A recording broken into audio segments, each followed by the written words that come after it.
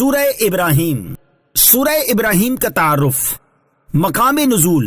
سورہ ابراہیم مکہ مکرمہ میں نازل ہوئی، البتہ اس کی یہ آیت الم تر الی الذین بدلوا نعمت اللہ کفرا، اور اس کے بعد والی آیت مکہ مکرمہ میں نازل نہیں ہوئی.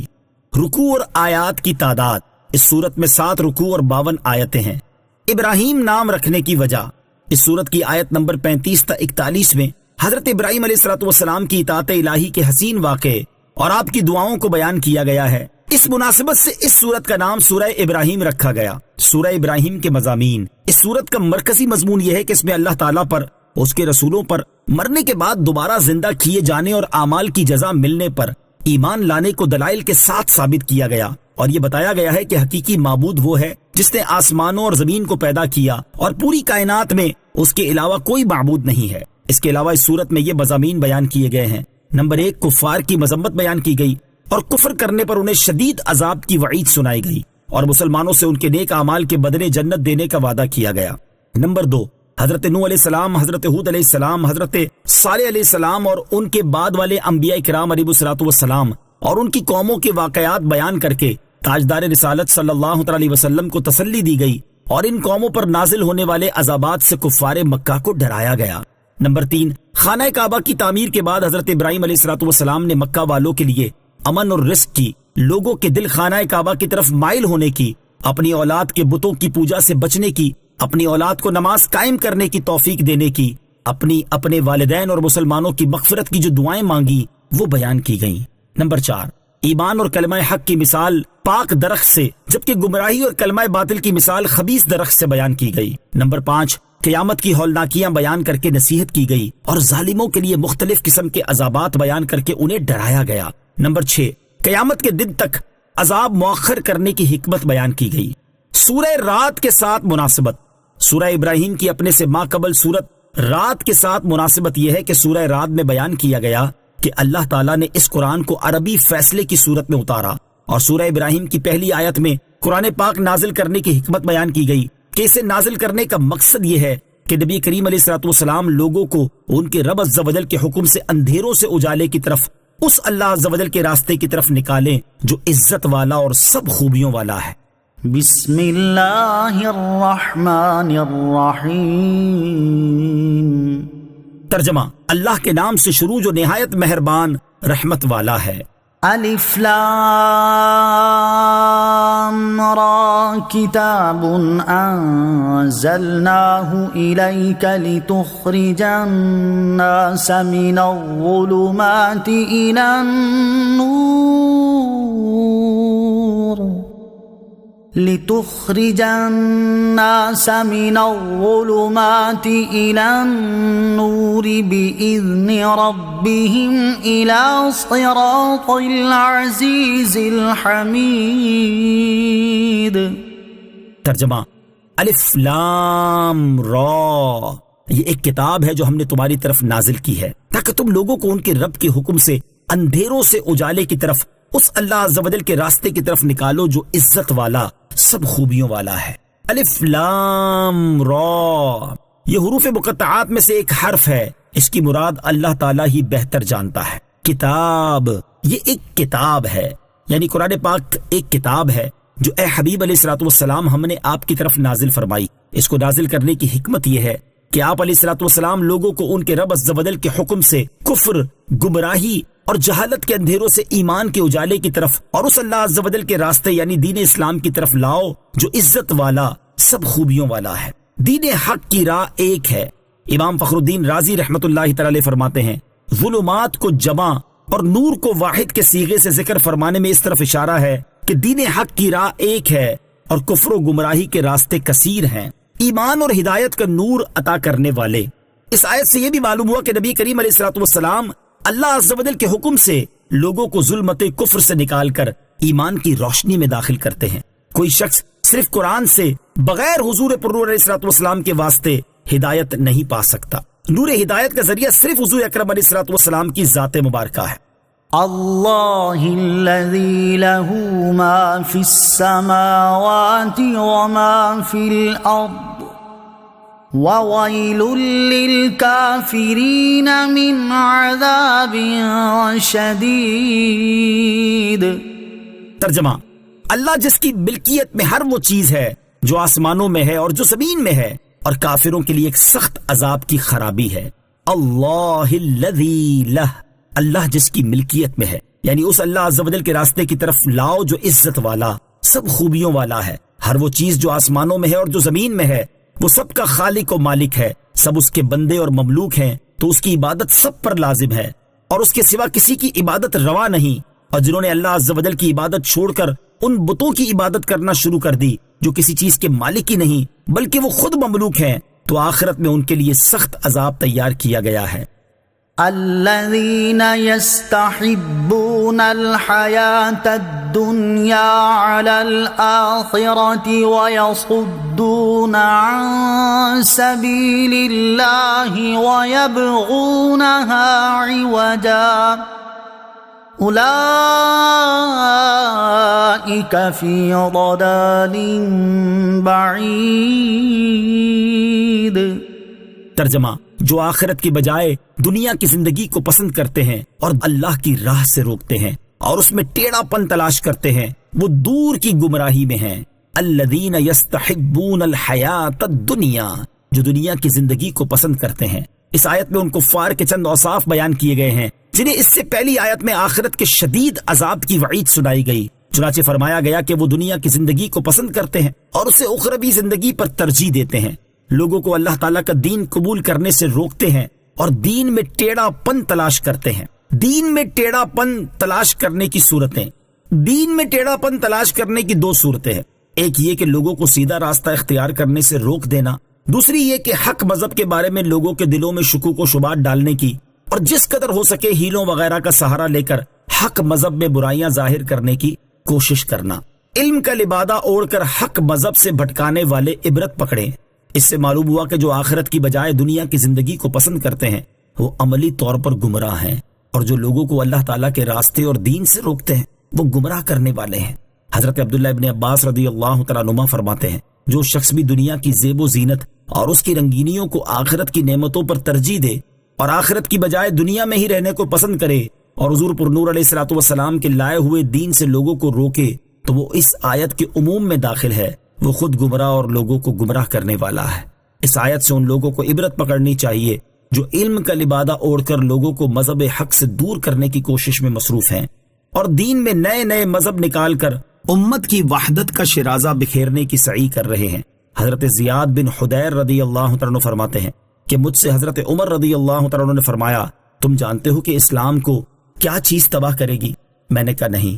ارشاد فرمایا کہ اسلام کو عالم کی لغزش، منافق کا قرآن میں جھگڑنا اور گمراہ کن سرداروں کی حکومت تباہ کرے گی۔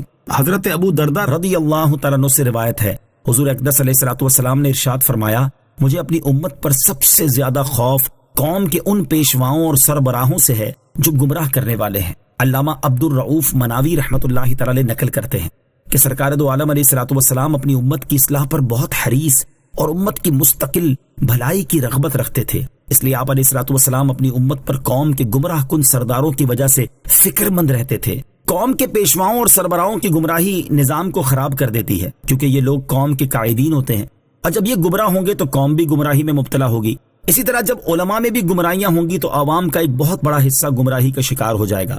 اعلیٰ حضرت امام احمد رضا خان رحمۃ اللہ تعالی لکھتے ہیں، ائمہ دین فرماتے ہیں، اے گروہ علماء، اگر تم مستحبات چھوڑ کر مباحات کی طرف جھکو گے تو عوام مکروہات پر گریں گے، اگر تم مکروہ کرو گے تو عوام حرام میں پڑیں گے، اگر تم حرام کے مرتکب ہوگے تو عوام کفر میں مبتلا ہوں گے۔ یہ لکھنے کے بعد فرماتے ہیں، بھائیوں للہ اپنے اوپر رحم کرو، اپنے اوپر رحم نہیں کرنا چاہتے تو امت مصطفیٰ صلی اللہ علیہ وسلم پر رحم کرو، چرواہے کہلاتے ہو، بھیڑیے نہ بنو۔ وما ارسلنا من رسول الا بلسان قومه وما ارسلنا من رسول الا بلسان قومه ليبين لهم فَيُضِلُّ اللَّهُ مَن يَشَاءُ وَيَهْدِي مَن يَشَاءُ وَهُوَ الْعَزِيزُ الْحَكِيمُ۔ ترجمہ، اور ہم نے ہر رسول اس کی قوم کی زبان کے ساتھ ہی بھیجا تاکہ وہ انہیں واضح کر کے بتا دے، پھر اللہ گمراہ کرتا ہے جسے چاہتا ہے اور راہ دکھاتا ہے جسے چاہتا ہے، اور وہی عزت والا حکمت والا ہے۔ وما ارسلنا من رسول الا بلسان قومه، اور ہم نے ہر رسول اس کی قوم کی زبان کے ساتھ ہی بھیجا، یعنی اے حبیب صلی اللہ تعالی علیہ وآلہ وسلم، ہم نے آپ سے پہلے گزشتہ امتوں میں جتنے رسول بھیجے وہ ان لوگوں کی زبان میں ہی کلام کرتے تھے تاکہ انہیں جو احکامات دیے گئے وہ ترجمے کے بغیر ہی آسانی سے اور جلدی سمجھ جائیں اور ان احکامات کے مطابق عمل کر سکیں۔ آیت میں مذکور لفظ رسول میں حضور انور صلی اللہ تعالی علیہ وآلہ وسلم اور ان کے علاوہ تمام انبیاء و مرسلین علیہم الصلوۃ والسلام داخل ہیں، یعنی ہر رسول کو اس کی قوم کی زبان کے ساتھ مبعوث فرمایا۔ قرآن مجید کو صرف عربی زبان میں ہی کیوں نازل کیا گیا؟ نبی کریم علیہ الصلوۃ والسلام تمام مخلوق کے رسول ہیں، لیکن قرآن کو ہر زبان میں نازل نہیں کیا گیا کیونکہ ہزاروں کی تعداد میں زبانیں ہر زمانے میں بولی جاتی رہی ہیں، تو قرآن کو ہر زبان میں نازل کرنا کئی اور طرح کی پیچیدگیوں کا باعث ہوتا، لہٰذا اس وقت کی روئے زمین کی سب سے مرکزی اور مطلقاً فصاحت و بلاغت کے اعتبار سے سب سے اعلیٰ زبان یعنی عربی میں قرآن کو نازل کیا گیا تاکہ رسول عربی صلی اللہ تعالی علیہ وآلہ وسلم قرآن پاک کی اپنے قول و عمل سے بہترین تشریح فرما دیں اور پھر آپ کی امت دنیا بھر کی زبانوں میں ان تعلیمات کو منتقل کر دے۔ فَيُضِلُّ اللَّهُ مَن يَشَاءُ، پھر اللہ گمراہ کرتا ہے جسے چاہتا ہے، یعنی رسول کی ذمہ داری صرف تبلیغ کر دینا اور احکام پہنچا دینا ہے، جبکہ ہدایت دینا اور گمراہ کرنا اللہ تعالیٰ کے ذمے ہے، اور اللہ تعالیٰ جسے چاہے ہدایت دیتا ہے اور جسے چاہے گمراہ کرتا ہے، وہی غالب ہے اور اس پر کوئی غالب نہیں ہو سکتا، وہی اپنے کاموں میں حکمت والا ہے۔ وَلَقَدْ أَرْسَلْنَا مُوسَى بِآيَاتِنَا أَنْ أَخْرِجْ قَوْمَكَ مِنَ الظُّلُمَاتِ إِلَى النُّورِ وَذَكِّرْهُمْ بِأَيَّامِ اللَّهِ إِنَّ فِي ذَلِكَ لَآيَاتٍ لِكُلِّ صَبَّارٍ شَكُورٍ۔ ترجمہ، اور بے شک ہم نے موسیٰ کو اپنی نشانیاں دے کر بھیجا کہ اپنی قوم کو اندھیروں سے اجالے میں لاؤ اور انہیں اللہ کے دن یاد دلاؤ، بے شک اس میں ہر بڑے صبر کرنے والے شکر گزار کے لیے نشانیاں ہیں۔ وَلَقَدْ أَرْسَلْنَا مُوسَى بِآيَاتِنَا، اور بے شک ہم نے موسیٰ کو اپنی نشانیاں دے کر بھیجا۔ اس سے پہلی آیت میں اللہ تعالیٰ نے ارشاد فرمایا تھا کہ اللہ تعالیٰ نے رسول کریم علیہ الصلوۃ والسلام کو لوگوں کی طرف اس لیے بھیجا تاکہ آپ ان کو اندھیروں سے روشنی کی طرف نکال لائیں۔ اس کے بعد اللہ تعالیٰ نے ان انعامات کا ذکر فرمایا جو نبی اکرم علیہ الصلوۃ والسلام اور ان کی قوم کو عطا فرمائے تھے، اور اس آیت میں اللہ تعالیٰ نے گزشتہ انبیاء کرام علیہ الصلوۃ والسلام کا ذکر فرمایا کہ جب اللہ تعالیٰ نے انہیں ان کی قوموں کی طرف بھیجا تو ان لوگوں نے اپنے نبیوں اور رسولوں علیہ الصلوۃ والسلام کے ساتھ کیسا معاملہ کیا تاکہ رسول اللہ صلی اللہ تعالی علیہ وسلم اپنی قوم کی طرف سے پہنچنے والی اذیتوں پر صبر فرمائیں اور انہیں یہ بتا دیا جائے کہ سابقہ انبیاء کرام علیہ الصلوۃ والسلام اور ان کی قوموں کے درمیان کس قسم کا معاملہ ہوا تھا۔ اسی سلسلے میں اللہ تعالیٰ نے بعض انبیاء کرام علیہ الصلوۃ والسلام کے واقعات بیان فرمائے، ان میں سب سے پہلے حضرت موسیٰ علیہ الصلوۃ والسلام کا واقعہ بیان فرمایا۔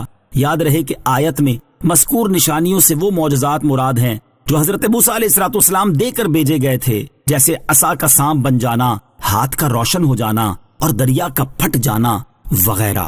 ان اخرج قومک من الظلمات الی النور، کہ اپنی قوم کو اندھیروں سے اجالے میں لاؤ۔ اس سے یہ بتانا مقصود ہے کہ تمام انبیاء کرام علیہ الصلوۃ والسلام کی بعثت کا مقصد ایک ہی ہے کہ وہ اللہ تعالیٰ کی مخلوق کو کفر کے اندھیروں سے ہدایت اور ایمان کی روشنی کی طرف لانے کی کوشش کریں۔ وَذَكِّرْهُمْ بِأَيَّامِ اللَّهِ، اور انہیں اللہ کے دن یاد دلاؤ۔ قاموس میں ہے کہ اللہ عز و جل کے دنوں سے اللہ عز و جل کی نعمتیں مراد ہیں۔ حضرت عبداللہ ابن عباس، حضرت ابی بن کعب، امام مجاہد اور حضرت قتادہ رضی اللہ تعالی عنہم نے بھی ایام اللہ کی تفسیر اللہ کی نعمتیں فرمائی ہے۔ مقاتل کا قول ہے کہ ایام اللہ سے وہ بڑے بڑے واقعات مراد ہیں جو اللہ عز و جل کے حکم سے واقع ہوئے۔ بعض مفسرین نے فرمایا کہ ایام اللہ سے وہ دن مراد ہیں جن میں اللہ عز و جل نے اپنے بندوں پر انعام کیے، جیسے کہ بنی اسرائیل کے لیے من و سلوہ اتارنے کا دن، حضرت موسیٰ علیہ السلام کے لیے دریا میں راستہ بنانے کا دن۔ بظاہر نعمت الہی ملنے کے ایام والا معنی زیادہ قوی ہے کہ اگلی آیت میں حضرت موسیٰ علیہ السلام نے اپنے عمل سے اسی کو واضح فرمایا ہے۔ اسی سے مسلمانوں کا نبی کریم علیہ السلام کی ولادت مبارکہ کا جشن منانا بھی ثابت ہوتا ہے کہ ایام اللہ میں سب سے بڑی نعمت کا دن سرکار دو عالم صلی اللہ تعالی علیہ وسلم کی ولادت کا دن ہے، لہٰذا اس کی یاد قائم کرنا بھی اس آیت کے حکم میں داخل ہے۔ اسی طرح اور بزرگوں پر جو اللہ تعالیٰ کی نعمتیں ہوئیں یا جن ایام میں عظیم واقعات پیش آئے، ان کی یادگاریں قائم کرنا بھی اللہ تعالیٰ کے دن یاد دلانے میں داخل ہے۔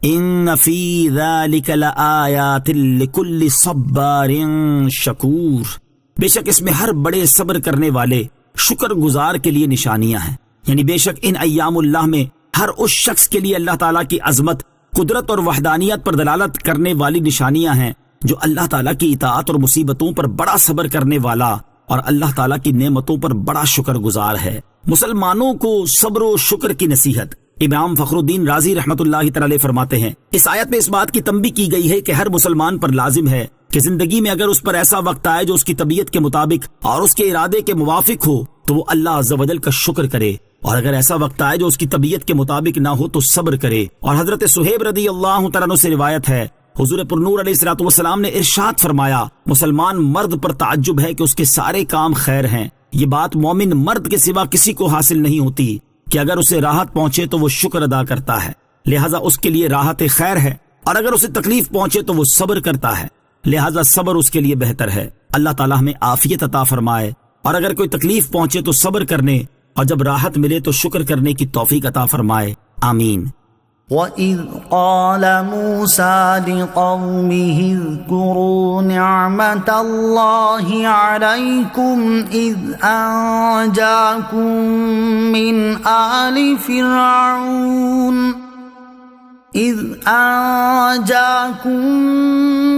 آلِ فِرْعَوْنَ يَسُومُونَكُمْ سُوءَ الْعَذَابِ وَيُذَبِّحُونَ أَبْنَاءَكُمْ وَيَسْتَحْيُونَ نِسَاءَكُمْ وَفِي ذَلِكُمْ بَلَاءٌ مِّن رَّبِّكُمْ عَظِيمٌ۔ ترجمہ، اور جب موسیٰ نے اپنی قوم سے فرمایا، اپنے اوپر اللہ کا احسان یاد کرو جب اس نے تمہیں فرعونیوں سے نجات دی جو تمہیں بری سزا دیتے تھے اور تمہارے بیٹوں کو ذبح کرتے اور تمہاری بیٹیوں کو زندہ رکھتے تھے، اور اس میں تمہارے رب کی طرف سے بڑی آزمائش تھی۔ وَإِذْ قَالَ مُوسَىٰ لِقَوْمِهِ، اور جب موسیٰ نے اپنی قوم سے فرمایا، حضرت موسیٰ علیہ السلام کا اپنی قوم کو یہ ارشاد فرمانا اللہ تعالیٰ کے دن یاد دلانے کی حکم کی تعمیل ہے۔ نوٹ، یاد رہے کہ بنی اسرائیل کی فرعونیوں سے نجات کی تفصیل سورہ بقرہ کی آیت 49 کے تحت گزر چکی ہے۔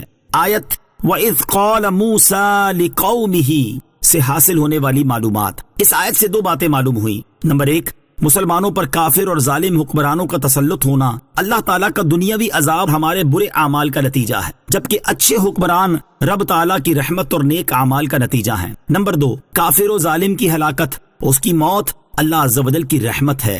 جیسے علماء و صالحین کی وفات ہمارے لیے مصیبت ہے، ظالم کی موت پر خوشی کرنا اچھا ہے۔ وَإِذْ تَأَذَّنَ رَبُّكُمْ لَئِن شَكَرْتُمْ لَأَزِيدَنَّكُمْ وَلَئِن كَفَرْتُمْ إِنَّ عَذَابِي لَشَدِيدٌ۔ وَقَالَ مُوسَىٰ إِن تَكْفُرُوا أَنتُمْ وَمَن فِي الْأَرْضِ جَمِيعًا فَإِنَّ اللَّهَ لَغَنِيٌّ حَمِيدٌ۔ ترجمہ، اور یاد کرو جب تمہارے رب نے اعلان فرما دیا کہ اگر تم میرا شکر ادا کرو گے تو میں تمہیں اور زیادہ عطا کروں گا، اور اگر تم ناشکری کرو گے تو میرا عذاب سخت ہے۔ اور موسیٰ نے فرمایا، اے لوگو، اگر تم اور زمین میں جتنے لوگ ہیں سب ناشکرے ہو جاؤ تو بے شک اللہ بے پرواہ خوبیوں والا ہے۔ لئن شکرتم لازیدنکم، اگر تم میرا شکر ادا کرو گے تو میں تمہیں اور زیادہ عطا کروں گا۔ حضرت موسیٰ علیہ السلام نے اپنی قوم سے فرمایا، اے بنی اسرائیل یاد کرو جب تمہارے رب نے اعلان فرما دیا کہ اگر تم اپنی نجات اور دشمن کی ہلاکت کی نعمت پر میرا شکر ادا کرو گے اور ایمان و عمل صالح پر ثابت قدم رہو گے تو میں تمہیں اور زیادہ نعمتیں عطا کروں گا، اور اگر تم کفر و معصیت کے ذریعے میری نعمت کی ناشکری کرو گے تو میں تمہیں سخت عذاب دوں گا۔ شکر کی حقیقت، اس آیت سے معلوم ہوا کہ شکر سے نعمت زیادہ ہوتی ہے۔ شکر کی حقیقت یہ ہے کہ نعمت دینے والے کی نعمت کا اس کی تعظیم کے ساتھ اعتراف کرے اور نفس کو اس چیز کا عادی بنائے۔ یہاں ایک باریک نکتہ یہ ہے کہ بندہ جب اللہ تعالیٰ کی نعمتوں اور اس کے طرح طرح کے فضل و کرم اور احسان کا مطالعہ کرتا ہے تو اس کے شکر میں مشغول ہوتا ہے، اس سے نعمتیں زیادہ ہوتی ہیں اور بندے کے دل میں اللہ تعالیٰ کی محبت بڑھتی چلی جاتی ہے۔ یہ مقام بہت برتر ہے، اور اس سے اعلیٰ مقام یہ ہے کہ نعمت دینے والے کی محبت یہاں تک غالب ہو جائے کہ دل کا نعمتوں کی طرف میلان باقی نہ رہے۔ یہ مقام صدیقوں کا ہے۔ شکر کی فضیلت اور ناشکری کی مذمت، آیت کی مناسبت سے یہاں شکر اور ناشکری سے متعلق 4 احادیث بیان کی جاتی ہیں۔ نمبر 1، حضرت عبداللہ ابن مسعود رضی اللہ تعالیٰ عنہ سے روایت ہے، سرکار دو عالم صلی اللہ تعالیٰ علیہ وسلم نے ارشاد فرمایا، جسے شکر کرنے کی توفیق ملی وہ نعمت کی زیادتی سے محروم نہ ہوگا، کیونکہ اللہ تعالیٰ نے ارشاد فرمایا ہے لَإِن شَكَرْتُمْ لَأَزِيدَنَّكُمْ، یعنی اگر تم میرا شکر ادا کرو گے تو میں تمہیں اور زیادہ عطا کروں گا۔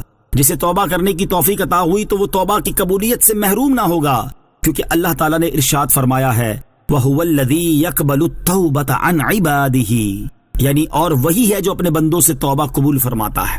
نمبر 2، حضرت نعمان بن بشیر رضی اللہ تعالیٰ عنہ سے روایت ہے، حضور اقدس صلی اللہ تعالیٰ علیہ وسلم نے ارشاد فرمایا، جو تھوڑی نعمتوں کا شکر ادا نہیں کرتا وہ زیادہ نعمتوں کا بھی شکر ادا نہیں کرتا، اور جو لوگوں کا شکر ادا نہیں کرتا وہ اللہ تعالیٰ کا بھی شکر ادا نہیں کرتا، اور اللہ تعالیٰ کی نعمتوں کو بیان کرنا شکر ہے اور انہیں بیان نہ کرنا ناشکری ہے۔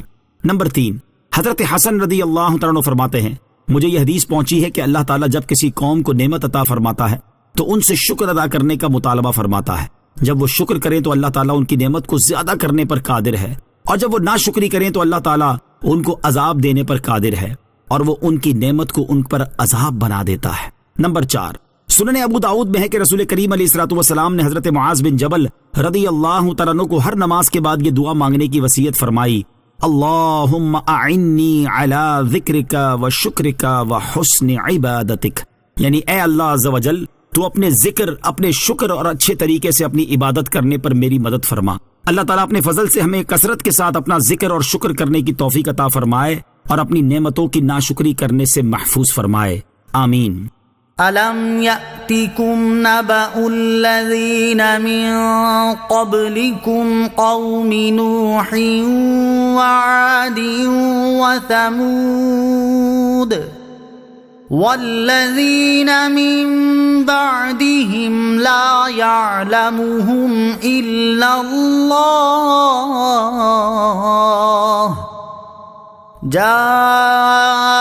جاءتهم رسلهم بالبينات فردوا أيديهم في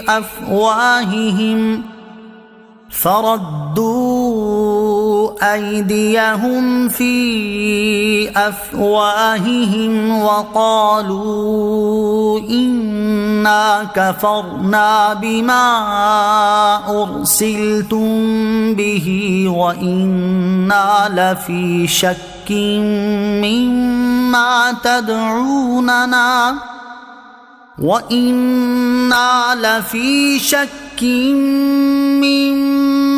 تدعوننا إليه مريب۔ ترجمہ، کیا تمہارے پاس ان لوگوں کی خبریں نہ آئیں جو تم سے پہلے تھے، یعنی نوح کی قوم اور عاد اور سمود، اور جو ان کے بعد ہوئے جنہیں اللہ ہی جانتا ہے؟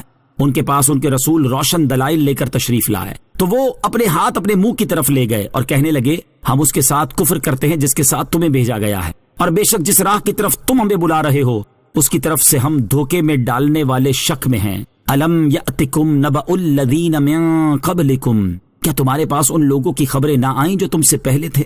اس آیت سے مقصود یہ ہے کہ حضور اقدس علیہ الصلوۃ والسلام سابقہ قوموں کی ہلاکت و بربادی کے واقعات سے اپنی امت کو ڈرائیں تاکہ وہ عبرت حاصل کریں۔ نوٹ: حضرت نوح علیہ السلام کی قوم عاد اور سمود کی ہلاکت و بربادی کے واقعات سورہ اعراف اور سورہ ہود میں گزر چکے ہیں۔ والذین من بعدہم، اور جو ان کے بعد ہوئے، ان تینوں امتوں کے بعد کچھ امتیں ایسی گزری ہیں جن کی تعداد اللہ تعالیٰ ہی جانتا ہے، کیونکہ اس کا علم ہر چیز کا احاطہ کیے ہوئے ہے۔ ہمیں ان کے بارے میں اصلاً کوئی خبر نہیں پہنچی۔ فردوا ایدیہم فی افواہہم، تو وہ اپنے ہاتھوں کو اپنے منہ میں لے گئے۔ حضرت عبداللہ ابن مسعود رضی اللہ تعالیٰ عنہ اس آیت کی تفسیر میں فرماتے ہیں کہ وہ غصے میں آ کر اپنے ہاتھ کاٹنے لگے۔ حضرت عبداللہ ابن عباس رضی اللہ تعالیٰ عنہ نے فرمایا کہ انہوں نے کتاب اللہ سن کر تعجب سے اپنے منہ پر ہاتھ رکھے، غرض یہ کوئی نہ کوئی انکار کی ادا تھی۔ قالت رسلهم أفي الله شك فاطر السماوات والأرض يدعوكم ليغفر لكم من ذنوبكم ويؤخركم إلى أجل مسمى قالوا إن أنتم إلا بشر مثلنا تريدون أن تصدونا عما كان يعبد آباؤنا فأتونا بسلطان مبين۔ ترجمہ: ان کے رسولوں نے فرمایا، کیا اس اللہ کے بارے میں شک ہے جو آسمانوں اور زمین کا بنانے والا ہے؟ وہ تمہیں بلاتا ہے تاکہ تمہارے گناہوں کو بخش دے اور ایک مقررہ مدت تک تمہیں مہلت دے۔ انہوں نے کہا، تم تو ہمارے جیسے آدمی ہو، تم چاہتے ہو کہ ہمیں ان سے روک دو جن کی ہمارے باپ دادا عبادت کرتے رہے ہیں، تو تم کوئی واضح دلیل لے کر آؤ۔ قالت رسلہم، ان کے رسولوں نے فرمایا۔ آیت کا خلاصہ یہ ہے کہ سابقہ قوموں کے رسولوں علیہ الصلوۃ والسلام نے انہیں جواب دیتے ہوئے فرمایا، کیا تم اس اللہ تعالیٰ کی توحید کے بارے میں شک کر رہے ہو جو زمین و آسمان کا خالق ہے؟ یہ شک کیسے کیا جا سکتا ہے جبکہ اللہ تعالیٰ کی وحدانیت کی عقلی اور نقلی دلیلیں تو انتہائی ظاہر ہیں۔ وہ تمہیں اپنی اطاعت اور ایمان کی طرف بلاتا ہے تاکہ جب تم ایمان لے آؤ تو حقوق العباد کے علاوہ تمہارے سابقہ گناہوں کو بخش دے اور تمہاری مقررہ مدت پوری ہونے تک تمہیں عذاب کے بغیر زندگی کی مہلت دے۔ قوموں نے جواب دیا، تم تو ظاہر میں ہمیں اپنی مثل معلوم ہوتے ہو، پھر کیسے مانا جائے کہ ہم تو نبی نہ ہوئے اور تمہیں یہ فضیلت مل گئی؟ تم اپنی باتوں سے یہ چاہتے ہو کہ ہم ان بتوں کی عبادت کرنے سے رک جائیں جن کی ہمارے باپ دادا عبادت کرتے رہے ہیں۔ تم کوئی واضح دلیل لے کر آؤ جس سے تمہارے دعوے کی صحت ثابت ہو۔ ان کا یہ کلام عناد اور سرکشی کی وجہ سے تھا، اور باوجود یہ کہ انبیاء کرام علیہ الصلوۃ والسلام نشانیاں لا چکے تھے، معجزات دکھا چکے تھے، پھر بھی انہوں نے نئی دلیل مانگی اور پیش کیے ہوئے معجزات کو کل عدم قرار دیا۔ قالت لهم رسلهم إن نحن إلا بشر مثلكم ولكن الله يمن على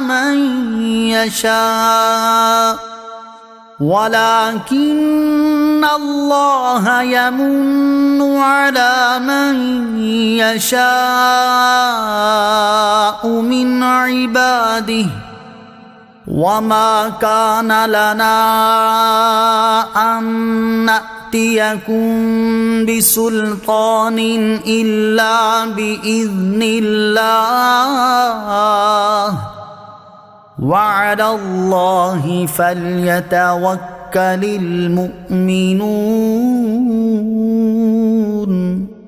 ترجمہ: ان کے رسولوں نے ان سے فرمایا، ہم تمہارے جیسے ہی انسان ہیں، لیکن اللہ اپنے بندوں میں سے جس پر چاہتا ہے احسان فرماتا ہے، اور ہمیں کوئی حق نہیں کہ ہم اللہ کے حکم کے بغیر کوئی دلیل تمہارے پاس لے آئیں، اور مسلمانوں کو اللہ ہی پر بھروسہ کرنا چاہیے۔ قالت لہم رسلہم، ان کے رسولوں نے ان سے فرمایا۔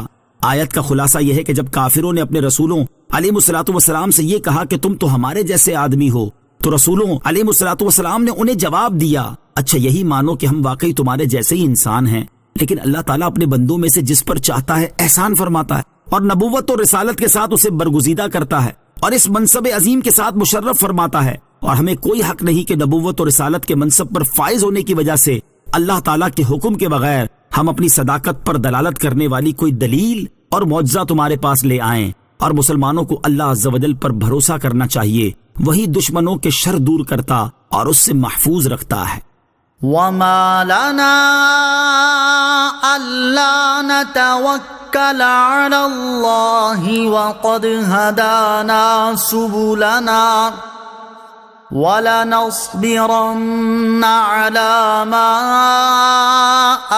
آذيتمونا وعلى الله فليتوكل المتوكلون۔ ترجمہ، اور ہمیں کیا ہے کہ ہم اللہ پر بھروسہ نہ کریں، حالانکہ اس نے تو ہمیں ہماری راہیں دکھائی ہیں، اور تم جو ہمیں ستا رہے ہو ہم ضرور اس پر صبر کریں گے، اور بھروسہ کرنے والوں کو اللہ ہی پر بھروسہ کرنا چاہیے۔ وما لنا الا نتوکل علی اللہ، اور ہمیں کیا ہے کہ ہم اللہ پر بھروسہ نہ کریں، یعنی ہم سے ایسا ہو نہیں سکتا کہ ہم اللہ تعالیٰ پر بھروسہ نہ کریں، کیونکہ ہم جانتے ہیں کہ جو کچھ قضائے الہی میں ہے وہی ہوگا۔ ہمیں اس پر پورا بھروسہ اور کامل اعتماد ہے۔ اس نے تو ہمیں ہماری سعادت کی راہیں دکھائیں اور رشد و نجات کے طریقے ہم پر واضح فرما دیے، اور ہم جانتے ہیں کہ تمام امور اس کے قدرت و اختیار میں ہیں۔ خدا کی قسم، تم اپنی باتوں اور عملوں سے جو ہمیں ستا رہے ہو ہم ضرور اس پر صبر کریں گے، اور بھروسہ کرنے والوں کو اللہ عز و جل ہی پر بھروسہ کرنا چاہیے۔ توکل کی فضیلت۔ امام محمد غزالی رحمۃ اللہ تعالی توکل کی فضیلت بیان کرتے ہوئے لکھتے ہیں کہ اللہ تعالیٰ ارشاد فرماتا ہے وَمَن يَتَوَكَّلْ عَلَى اللَّهِ فَهُوَ حَسْبُهُ۔ ترجمہ، اور جو اللہ پر بھروسہ کرے تو وہ اسے کافی ہے۔ اور ارشاد ربانی ہے إِنَّ اللَّهَ يُحِبُّ الْمُتَوَكِّلِينَ۔ ترجمہ، بے شک اللہ توکل کرنے والوں سے محبت فرماتا ہے۔ تو وہ مقام کتنا عظیم ہے جس پر فائز شخص کو اللہ تعالیٰ کی محبت حاصل ہو، اور اس کو اللہ تعالیٰ کی طرف سے کفایت کی زمان بھی حاصل ہو۔ تو جس شخص کے لیے اللہ تعالیٰ کفایت فرمائے اس سے محبت کرے اور اس کی رعایت فرمائے، اس نے بہت بڑی کامیابی حاصل کی، کیونکہ جو محبوب ہوتا ہے اسے نہ تو عذاب ہوتا ہے، نہ دوری ہوتی ہے، اور نہ ہی وہ پردے میں ہوتا ہے۔ نیز اللہ تعالیٰ ارشاد فرماتا ہے وَمَن يَتَوَكَّلْ عَلَى اللَّهِ فَإِنَّ اللَّهَ عَزِيزٌ حَكِيمٌ۔ ترجمہ، اور جو اللہ پر توکل کرے تو بے شک اللہ غالب حکمت والا ہے، یعنی ایسا غالب اور عزت والا ہے کہ جو کوئی اس کی پناہ میں آ جائے وہ ذلیل اور رسوا نہیں ہوتا۔ جو اس کی بارگاہ بے کس پناہ میں پناہ لیتا ہے اور اس کی حمایت میں آ جاتا ہے وہ پستی کا شکار نہیں ہوتا۔ وہ ایسا حکیم ہے کہ جو کوئی اس کی تدبیر پر بھروسہ کرتا ہے اس کی تدبیر میں کوئی کوتاہی نہیں ہوتی۔ توکل کا ایک مفہوم۔ حضرت ابو تراب رضی اللہ تعالیٰ عنہ کا قول ہے کہ توکل بدن کو عبودیت میں ڈالنے، دل کو ربوبیت کے ساتھ متعلق رکھنے، عطا پر شکر اور مصیبت پر صبر کرنے کا نام ہے۔ وقال الذين كفروا لرسلهم لنخرجنكم من أرضنا أو لتعودن في ملتنا فأوحى إليهم ربهم لنهلكن الظالمين وَلَنُسْكِنَنَّكُمُ الْأَرْضَ مِنْ بَعْدِهِمْ ذَلِكَ لِمَنْ خَافَ مَقَامِي وَخَافَ وَعِيدِ۔ ترجمہ، اور کافروں نے اپنے رسولوں سے کہا ہم ضرور تمہیں اپنی سرزمین سے نکال دیں گے، یا تم ہمارے دین میں آ جاؤ۔ تو ان رسولوں کی طرف ان کے رب نے وحی بھیجی کہ ہم ضرور ظالموں کو ہلاک کر دیں گے، اور ضرور ہم ان کے بعد تمہیں زمین میں اقتدار دیں گے۔ یہ اس کے لیے ہے جو میرے حضور کھڑے ہونے سے ڈرے اور میری وعید سے خوف زدہ رہے۔ وقال الذین کفروا لرسلہم، اور کافروں نے اپنے رسولوں سے کہا، یعنی کافروں نے اپنے رسولوں علیہ السلام سے کہا کہ ہم تمہیں اپنے شہروں اور اپنی سرزمین سے نکال دیں گے، یا تم ہمارے دین میں آ جاؤ۔ کافروں کی ان باتوں کے بعد اللہ تعالیٰ نے اپنے انبیاء اور رسولوں علیہ السلام کی طرف وحی فرمائی کہ ان کے کاموں کا انجام ہلاکت و بربادی ہے، لہٰذا تم ان کی وجہ سے فکر مند نہ ہو۔ وَلَنُسْكِنَنَّكُمُ الْأَرْضَ مِن بَعْدِهِمْ، اور ضرور ہم ان کے بعد تمہیں زمین میں اقتدار دیں گے۔ امام محمد بن جریر رحمۃ اللہ تعالی فرماتے ہیں اس آیت میں اللہ تعالیٰ نے اپنے انبیاء علیہ السلام سے کافروں کے خلاف مدد کرنے کا وعدہ فرمایا ہے۔ جب رسولوں علیہ السلام کی امتیں کفر میں حد سے بڑھ گئیں اور انہوں نے اپنے رسولوں علیہ السلام کو اذیتیں پہنچانے کی دھمکیاں دیں، تو اللہ تعالیٰ نے رسولوں علیہ السلام کی طرف وحی فرمائی کہ ان کی امتوں میں سے جنہوں نے کفر کیا اللہ تعالیٰ انہیں ہلاک کر دے گا اور تمہاری مدد فرمائے گا۔ در حقیقت ان آیات میں اللہ تعالیٰ کی طرف سے نبی کریم علیہ الصلوۃ والسلام کی قوم کے مشرکین کے لیے وعید ہے کہ اگر وہ اپنے کفر اور رسول اللہ صلی اللہ تعالیٰ علیہ وسلم کے خلاف جرأت کرنے سے باز نہ آئے تو ان کا انجام بھی سابقہ امتوں کے کافروں جیسا ہوگا۔ اور حضور پرنور علیہ الصلوۃ والسلام کے لیے ان آیات میں ثابت قدمی کی ترغیب اور ان کی قوم کی طرف سے پہنچنے والی اذیتوں پر صبر کی تلقین ہے کہ جس طرح سابقہ انبیاء کرام علیہ الصلوۃ والسلام نے اپنی امتوں کے کفار کی زیادتیوں اور ظلم و ستم پر صبر کیا، اسی طرح آپ علیہ الصلوۃ والسلام بھی اپنی امت کے کفار کی اذیتوں پر صبر فرمائیں۔ انجام کار یہ ہوگا کہ اللہ تعالیٰ ان کافروں کو ہلاک کر دے گا اور آپ علیہ الصلوۃ والسلام کو فتح و نصرت عطا فرمائے گا۔ سابقہ امتوں میں اللہ تعالیٰ کا یہی طریقہ کار رہا ہے۔ ذالک لمن، یہ اس کے لیے ہے جو، یعنی اللہ تعالیٰ نے جو یہ وحی فرمائی ہے کہ وہ ظالموں کو ہلاک کرنے کے بعد مومنوں کو ان کی سرزمین میں آباد کر دے گا، یہ بشارت اس کے لیے ثابت ہے جو قیامت کے دن اللہ تعالیٰ کی بارگاہ میں پیش ہونے سے ڈرتا ہو اور اللہ تعالیٰ نے آخرت میں اپنے عذاب کے بارے میں جو بتایا ہے اس سے خوف زدہ ہو، اللہ تعالیٰ کی اطاعت کرتا ہو اور اسے ناراض کرنے والے کاموں سے بچتا ہو۔ واستفتحوا وخاب كل جبار عنيد من ورائه جهنم ويسقى من ماء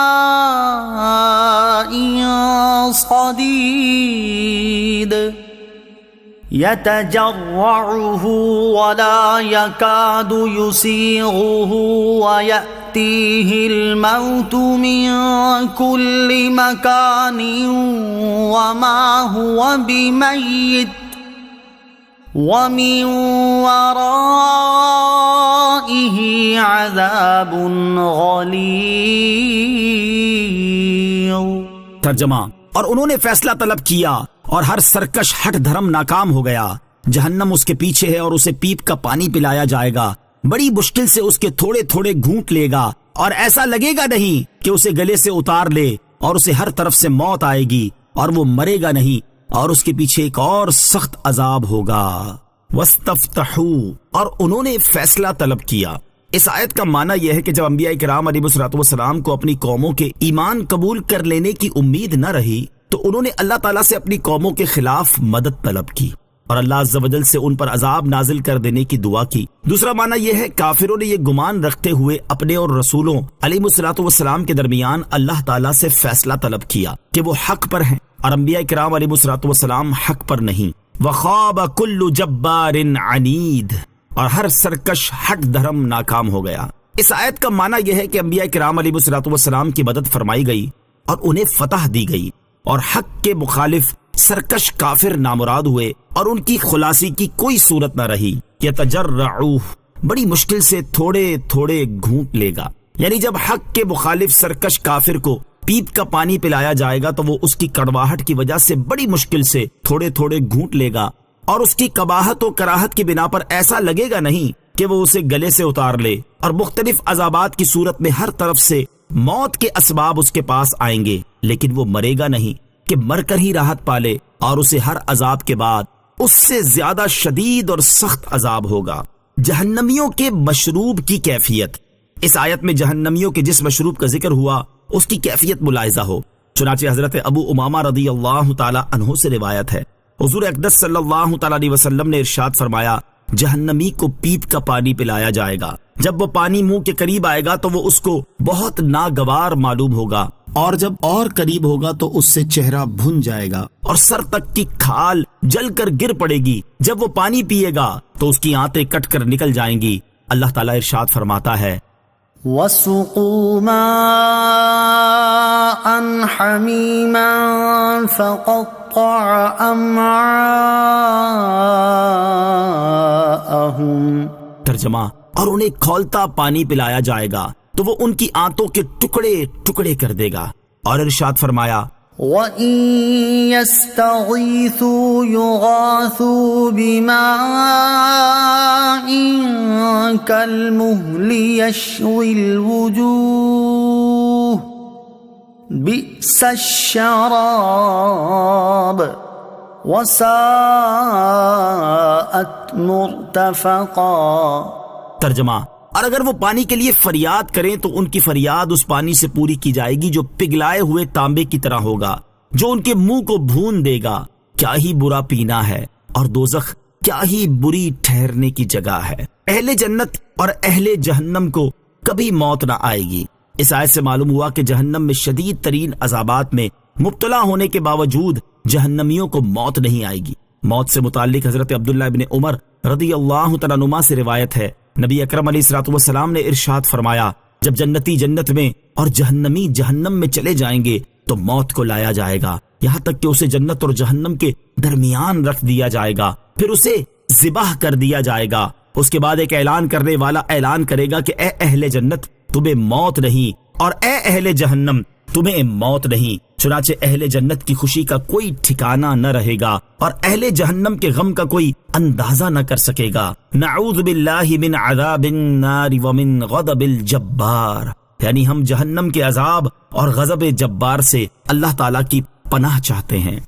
مثل الذين كفروا بربهم أعمالهم كرماد اشتدت به الريح في يوم عاصف لا يقدرون مما كسبوا على شيء ذلك هو الضلال البعيد۔ ترجمہ، اپنے رب کا انکار کرنے والوں کے اعمال راکھ کی طرح ہوں گے، جس پر آندھی کے دن میں تیز طوفان آ جائے تو وہ اپنی کمائیوں میں سے کسی شے پر بھی قادر نہ رہے، یہی دور کی گمراہی ہے۔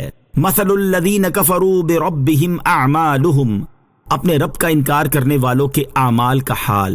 اس سے پہلی آیت میں اللہ تعالیٰ نے آخرت میں کفار کے مختلف عذابات کا ذکر فرمایا، اور اس آیت میں یہ ارشاد فرمایا ہے کہ کافروں کے تمام اعمال ضائع ہو گئے اور وہ آخرت میں کوئی نفع حاصل نہ کر سکیں گے، اور اس وقت ان کا نقصان مکمل طور پر ظاہر ہو جائے گا، کیونکہ دنیا میں انہوں نے اپنے گمان میں جو بھی نیک اعمال کیے ہوں گے، جیسے محتاجوں کی امداد کرنا، صلہ رحمی کرنا، والدین کے ساتھ نیک سلوک کرنا، بھوکوں کو کھانا کھلانا، مسافروں کی معاونت کرنا اور بیماروں کی خبر گیری کرنا وغیرہ، وہ ایمان نہ ہونے کی وجہ سے آخرت میں باطل ہو جائیں گے، اور یہی مکمل نقصان ہے۔ اس آیت میں کفار کے اعمال کی جو مثال بیان کی گئی، اس کا خلاصہ یہ ہے کہ جس طرح تیز آندھی راکھ کو اڑا کر لے جاتی ہے اور اس راکھ کے اجزاء اس طرح منتشر ہو جاتے ہیں کہ اس کا کوئی اثر نشان اور خبر باقی نہیں رہتی، اسی طرح کافروں کے تمام اعمال کو ان کے کفر نے باطل کر دیا، اور ان اعمال کو اس طرح ضائع کر دیا کہ ان کی کوئی خبر اور نشان باقی نہ رہا۔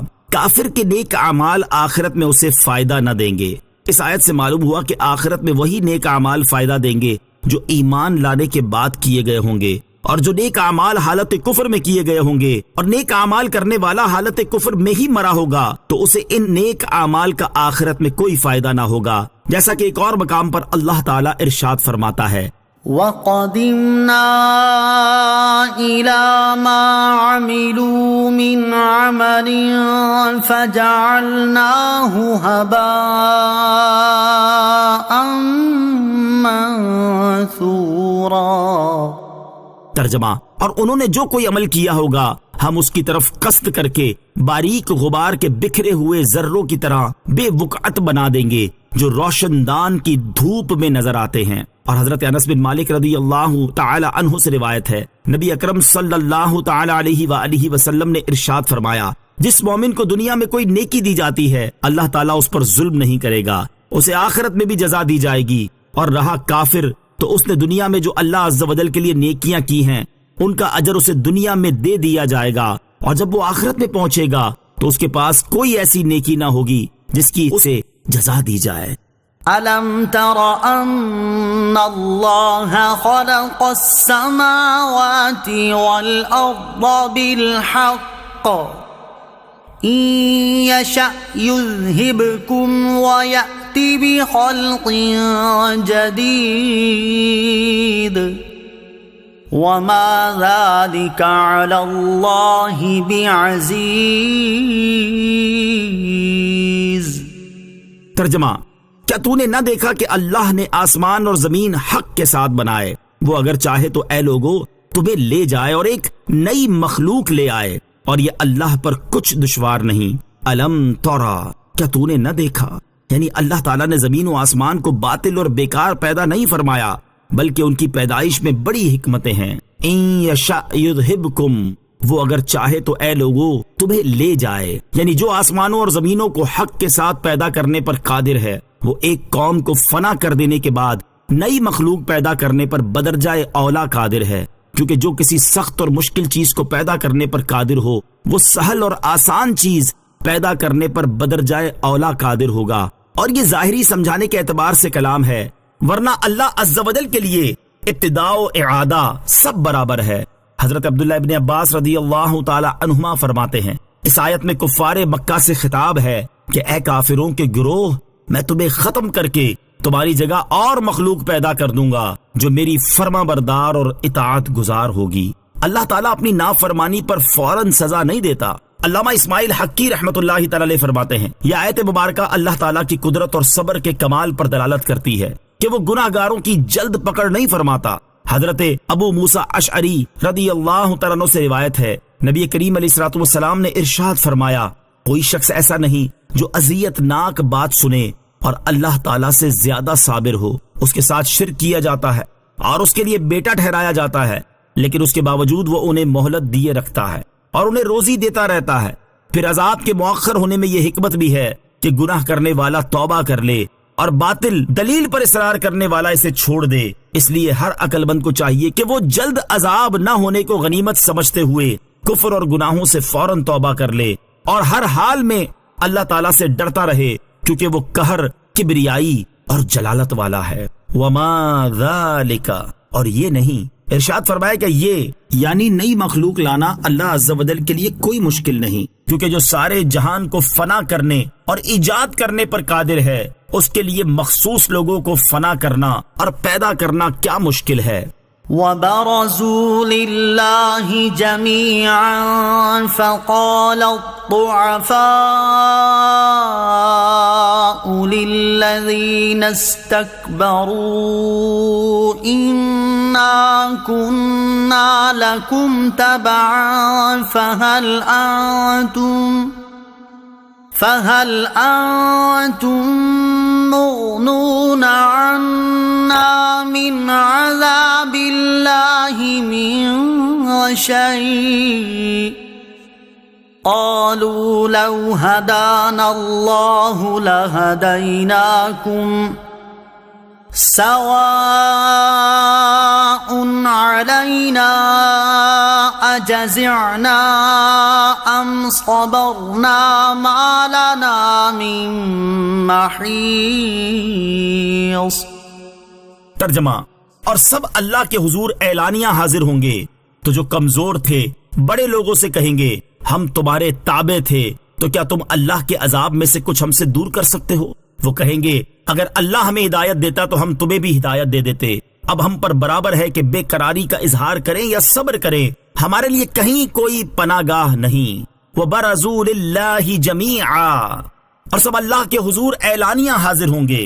اس آیت میں اللہ تعالیٰ نے قیامت کے دن کفار کے آپس میں اور شیطان کے ساتھ بحث کرنے کی خبر دی ہے۔ آیت کا خلاصہ یہ ہے کہ قیامت کے دن سب اپنی قبروں سے نکل کر اللہ تعالیٰ کے حضور اعلانیہ حاضر ہوں گے، تاکہ اللہ تعالیٰ ان سے حساب لے اور ان کے اعمال کے مطابق انہیں جزا دے۔ تو اس وقت وہ لوگ جو کمزور تھے اور دولت مندوں اور با اثر لوگوں کی پیروی میں انہوں نے کفر اختیار کیا تھا، وہ بڑے لوگوں اور قائدین سے کہیں گے کہ دین اور اعتقاد میں ہم تمہارے تابع تھے، تو کیا تم اس بات پر قادر ہو کہ اللہ تعالیٰ نے جو عذاب ہمارے لیے مقرر فرمایا اس میں سے کچھ ہم سے دور کر سکو؟ ان کا یہ کلام توبیخ اور عناد کے طور پر ہوگا کہ دنیا میں تم نے ہمیں گمراہ کیا تھا اور راہ حق سے روکا تھا اور بڑھ بڑھ کر باتیں کیا کرتے تھے، اب تمہارے وہ دعوے کہاں گئے؟ اب اس عذاب میں سے ذرا سا تو ٹال دو۔ کافروں کے سردار اس کے جواب میں کہیں گے، اگر اللہ عز و جل ہمیں دنیا میں ایمان کی ہدایت دیتا تو ہم تمہیں بھی ہدایت دے دیتے، جب خود ہی گمراہ ہو رہے تھے تو تمہیں کیا راہ دکھاتے؟ اب خلاصی کی کوئی صورت نہیں، نہ کافروں کے لیے شفاعت۔ آؤ روئیں اور فریاد کریں، چنانچہ 500 برس فریاد اور گریہ وزاری کرتے رہیں گے۔ جب یہ ان کے کچھ کام نہ آئے گی تو کہیں گے اب صبر کر کے دیکھو، شاید اس سے کچھ کام نکلے۔ چنانچہ 500 برس صبر کریں گے، جب وہ بھی ان کے کام نہ آئے گا تو کہیں گے کہ اب ہم پر برابر ہے کہ بے قراری کا اظہار کریں یا صبر کریں، ہمارے لیے کہیں کوئی پناہ گاہ نہیں۔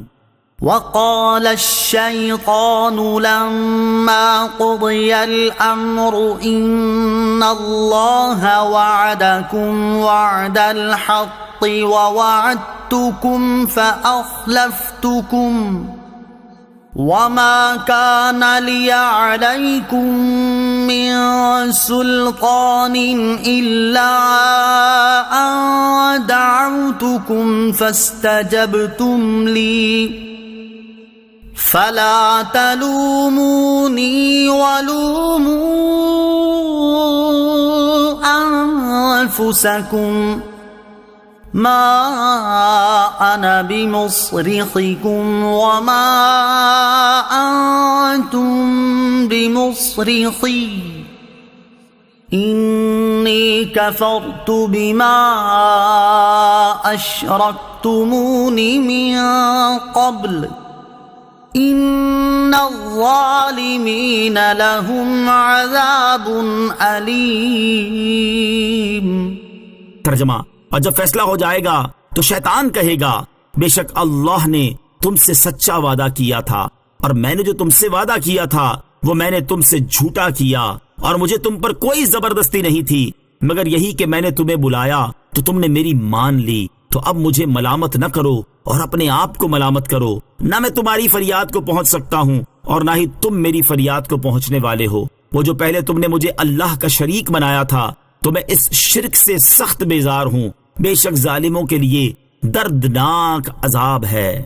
وقال الشیطان، اور شیطان کہے گا، یعنی جب مخلوق کے درمیان فیصلہ ہو جائے گا اور حساب کتاب ختم ہو جائے گا، جنتی جنت کا اور جہنمی جہنم کا حکم پا کر جنت و جہنم میں داخل ہو جائیں گے اور جہنمی شیطان پر ملامت کریں گے اور اس کو برا کہیں گے کہ بدنصیب تو نے ہمیں گمراہ کر کے اس مصیبت میں گرفتار کیا.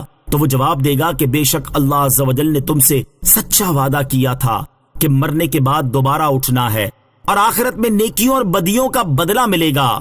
اللہ عز و جل کا وعدہ سچا تھا اور سچا ثابت ہوا، اور میں نے جو تم سے وعدہ کیا تھا کہ نہ مرنے کے بعد اٹھنا ہے، نہ جزا، نہ جنت ہے، نہ دوزخ، وہ میں نے تم سے جھوٹا وعدہ کیا تھا اور مجھے تم پر کوئی زبردستی نہیں تھی، نہ میں نے تمہیں اپنی پیروی کرنے پر مجبور کیا تھا. یہ کہ میں نے اپنے وعدے پر تمہارے سامنے کوئی حجت و برہان پیش نہیں کی تھی، بس ہوا یہ ہے کہ میں نے تمہیں وسوسے ڈال کر گمراہی کی طرف بلایا تو تم نے میری مان لی اور حجت و برہان کے بغیر تم میرے بہکاوے میں آ گئے. حالانکہ اللہ تعالیٰ نے تم سے فرما دیا تھا کہ شیطان کے بہکاوے میں نہ آنا، اور اللہ عز و جل کے رسول علیہ الصلوۃ والسلام اس کی طرف سے دلائل لے کر تمہارے پاس آئے تھے اور انہوں نے حجتیں پیش کی تھیں اور دلائل قائم کیے تھے، تو تم پر خود لازم تھا کہ تم ان کی پیروی کرتے اور ان کے روشن دلائل اور ظاہر معجزات سے منہ نہ پھیرتے اور میری بات نہ مانتے اور میری طرف التفات نہ کرتے. مگر تم نے ایسا نہ کیا، تو اب مجھے ملامت نہ کرو کیونکہ میں دشمن ہوں اور میری دشمنی ظاہر ہے، اور دشمن سے خیر خواہی کی امید رکھنا ہی حماقت ہے. تم اپنے آپ کو ملامت کرو، میں تمہاری فریاد کو پہنچ سکتا ہوں اور نہ ہی تم میری فریاد کو پہنچنے والے ہو. اور وہ جو تم نے مجھے اللہ عز و جل کا اس کی عبادت میں شریک بنایا تھا تو میں اس شرک سے سخت بیزار ہوں. بے شک ظالموں کے لیے دردناک عذاب ہے. شیطان کی پیروی کا انجام.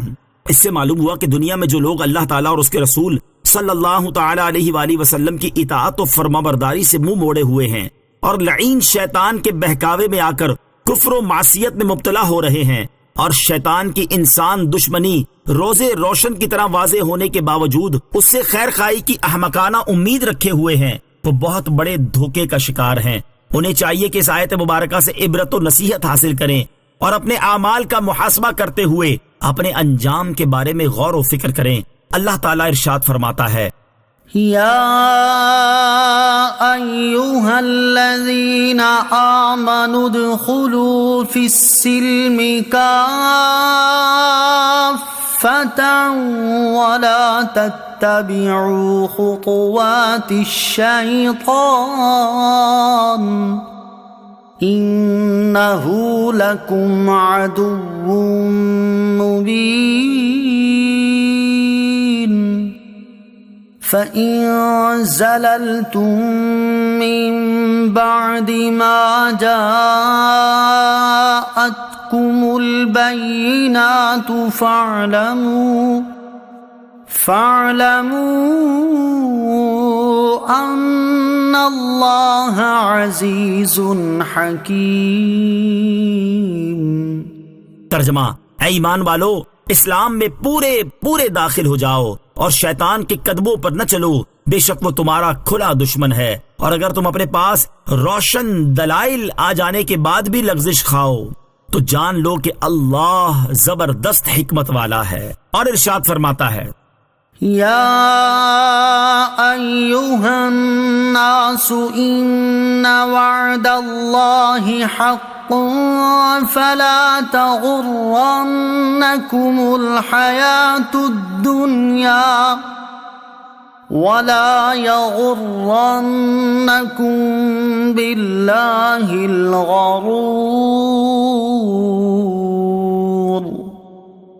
ان الشیطان لکم عدو فاتخذوه عدوا انما يدعو حزبه ليكونوا من اصحاب السعیر۔ ترجمہ: اے لوگو، بے شک اللہ کا وعدہ سچا ہے، تو ہرگز دنیا کی زندگی تمہیں دھوکہ نہ دے، اور ہرگز بڑا فریبی تمہیں اللہ کے بارے میں فریب نہ دے۔ بے شک شیطان تمہارا دشمن ہے، تو تم بھی اسے دشمن سمجھو، وہ تو اپنے گروہ کو اسی لیے بلاتا ہے تاکہ وہ بھی دوزخیوں میں سے ہو جائیں۔ اللہ تعالیٰ سب مسلمانوں کو عقل سلیم عطا فرمائے اور انہیں اپنے اعمال کا محاسبہ کرنے اور اپنے انجام کی فکر کرنے کی توفیق عطا فرمائے۔ وَأُدْخِلَ الَّذِينَ آمَنُوا وَعَمِلُوا الصَّالِحَاتِ جَنَّاتٍ تَجْرِي مِن تَحْتِهَا الْأَنْهَارُ خَالِدِينَ فِيهَا بِإِذْنِ رَبِّهِمْ تَحِيَّتُهُمْ فِيهَا سَلَامٌ۔ ترجمہ: اور وہ جو ایمان لائے اور اچھے کام کیے وہ جنتوں میں داخل کیے جائیں گے جن کے نیچے نہریں جاری ہیں، اپنے رب کے حکم سے ہمیشہ ان میں رہیں گے، وہاں ان کی ملاقات کی دعا سلام ہے۔ الذین آمنوا، جو ایمان لائے۔ اس سے پہلی آیتوں میں اللہ تعالیٰ نے کافر اور بدکار لوگوں کے حالات تفصیل سے بیان فرمائے، اور اس آیت میں مومن اور نیکوکار لوگوں کے حالات بیان فرما رہا ہے۔ چنانچہ اس آیت میں بیان فرمایا کہ ایمان قبول کرنے اور نیک اعمال کرنے والوں کو اللہ تعالیٰ کے اذن سے جنت کی دائمی نعمتیں عطا کی جائیں گی، اور اللہ تعالیٰ کے اذن سے انہیں نعمتیں عطا ہونا بھی ان کے حق میں ایک طرح کی تعظیم ہے، اور وہ خود بھی ایک دوسرے کی تعظیم کرتے ہوئے آپس میں ایک دوسرے کو سلام کریں گے، فرشتے بھی ان کی تعظیم کرتے ہوئے انہیں سلام کریں گے، اور اللہ تعالیٰ کی طرف سے بھی انہیں سلام کہا جائے گا۔ جنت میں سلام کا معنی یہ ہے کہ وہ دنیا کی آفتوں، حسرتوں یا دنیا کی بیماریوں، دردوں، غموں اور پریشانیوں سے سلامت ہو گئے، اور دنیا کے فانی جسموں سے نکل کر جنت کے دائمی جسموں میں منتقل ہو جانا اللہ تعالیٰ کی بہت بڑی نعمت ہے۔ أَلَمْ تَرَ كَيْفَ ضَرَبَ اللَّهُ مَثَلًا كَلِمَةً طَيِّبَةً كَشَجَرَةٍ طَيِّبَةٍ أَصْلُهَا ثَابِتٌ وَفَرْعُهَا فِي السَّمَاءِ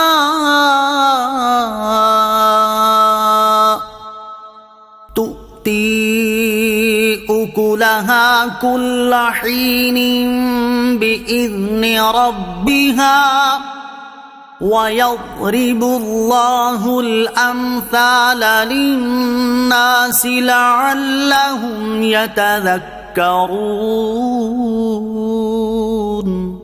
ترجمہ: کیا تم نے نہ دیکھا کہ اللہ نے کلمہ پاک کی کیسی مثال بیان فرمائی ہے؟ جیسے ایک پاکیزہ درخت ہو جس کی جڑ قائم ہو اور اس کی شاخیں آسمان میں ہوں، ہر وقت اپنے رب کے حکم سے پھل دیتا ہے، اور اللہ لوگوں کے لیے مثالیں بیان فرماتا ہے تاکہ وہ سمجھیں۔ الم ترا، کیا تم نے نہ دیکھا؟ اس آیت اور اس کے بعد والی دو آیات میں اللہ تعالیٰ نے مومنین اور کفار کی دو مثالیں بیان فرمائی ہیں۔ چنانچہ اس آیت اور اس کے بعد والی آیت کے ابتدائی حصے میں مذکور مثال کا خلاصہ یہ ہے کہ جس طرح کھجور کے درخت کی جڑیں زمین کی گہرائی میں موجود ہوتی ہیں اور اس کی شاخیں آسمان میں پھیلی ہوئی ہوتی ہیں، اور وہ اللہ تعالیٰ کے حکم سے ہر وقت پھل دیتا ہے، ایسے ہی کلمہ ایمان ہے کہ اس کی جڑ مومن کے دل کی زمین میں ثابت اور مضبوط ہوتی ہے، اور اس کی شاخیں یعنی عمل آسمان میں پہنچتے ہیں، اور اس کے ثمرات یعنی برکت و ثواب ہر وقت حاصل ہوتے ہیں۔ پاکیزہ بات اور پاکیزہ درخت۔ حضرت عبداللہ ابن عباس رضی اللہ تعالیٰ عنہما فرماتے ہیں کہ اس آیت میں پاکیزہ بات سے لا الہ الا اللہ کہنا مراد ہے، اور پاکیزہ درخت سے مراد کھجور کا درخت ہے۔ پاکیزہ درخت سے متعلق اور بھی اقوال ہے۔ مومن مرد کی مثال درخت۔ حضرت عبداللہ ابن عمر رضی اللہ تعالیٰ عنہما فرماتے ہیں کہ ہم سرکار دو عالم علیہ الصلوۃ والسلام کی بارگاہ میں حاضر تھے کہ آپ علیہ الصلوۃ والسلام نے صحابہ کرام علیہ رضوان سے ارشاد فرمایا، مجھے اس درخت کے بارے میں بتاؤ جو مرد مومن کی مثل ہے، اس کے پتے نہیں گرتے اور وہ ہر وقت پھل دیتا ہے۔ حضرت عبداللہ ابن عمر رضی اللہ تعالیٰ عنہما فرماتے ہیں کہ میرے دل میں آیا کہ وہ کھجور کا درخت ہے، لیکن جب میں نے دیکھا کہ حضرت ابوبکر صدیق اور حضرت عمر فاروق رضی اللہ تعالیٰ عنہما جیسے صحابہ خاموش ہیں تو مجھے کلام کرنا مناسب نہ لگا۔ جب صحابہ کرام نے کوئی جواب نہ دیا تو نبی پاک علیہ الصلوۃ والسلام نے ارشاد فرمایا، وہ کھجور کا درخت ہے۔ مجلس برخاست ہونے کے بعد میں نے اپنے والد ماجد حضرت عمر رضی اللہ تعالیٰ عنہ سے عرض کی، جب حضور پرنور علیہ الصلوۃ والسلام نے دریافت فرمایا تھا تو میرے دل میں آیا تھا کہ یہ کھجور کا درخت ہے، لیکن جب میں نے دیکھا کہ بڑے بڑے صحابہ کرام رضی اللہ تعالی عنہم تشریف فرما ہیں اور وہ کوئی جواب نہیں دے رہے تو میں بھی خاموش رہا۔ حضرت عمر رضی اللہ تعالیٰ عنہ نے فرمایا، اگر تم بتا دیتے تو مجھے بہت خوشی ہوتی۔ وَيَضْرِبُ اللَّهُ الْأَمْثَالَ لِلنَّاسِ، اور اللہ لوگوں کے لیے مثالیں بیان فرماتا ہے، یعنی اللہ تعالیٰ لوگوں کے لیے مثالیں اس لیے بیان فرماتا ہے تاکہ وہ نصیحت حاصل کریں اور ایمان لائیں، کیونکہ مثالوں سے معنی اچھی طرح دل میں اتر جاتے ہیں۔ وَمَثَلُ كَلِمَةٍ خَبِيثَةٍ كَشَجَرَةٍ خَبِيثَةٍ اجْتُثَّتْ مِنْ فَوْقِ الْأَرْضِ مَا لَهَا مِنْ قَرَارٍ۔ ترجمہ، اور گندی بات کی مثال اس گندے درخت کی طرح ہے جو زمین کے اوپر سے کاٹ دیا گیا ہو تو اب اسے کوئی قرار نہیں۔ وَمَثَلُ كَلِمَةٍ خَبِيثَةٍ، اور گندی بات کی مثال۔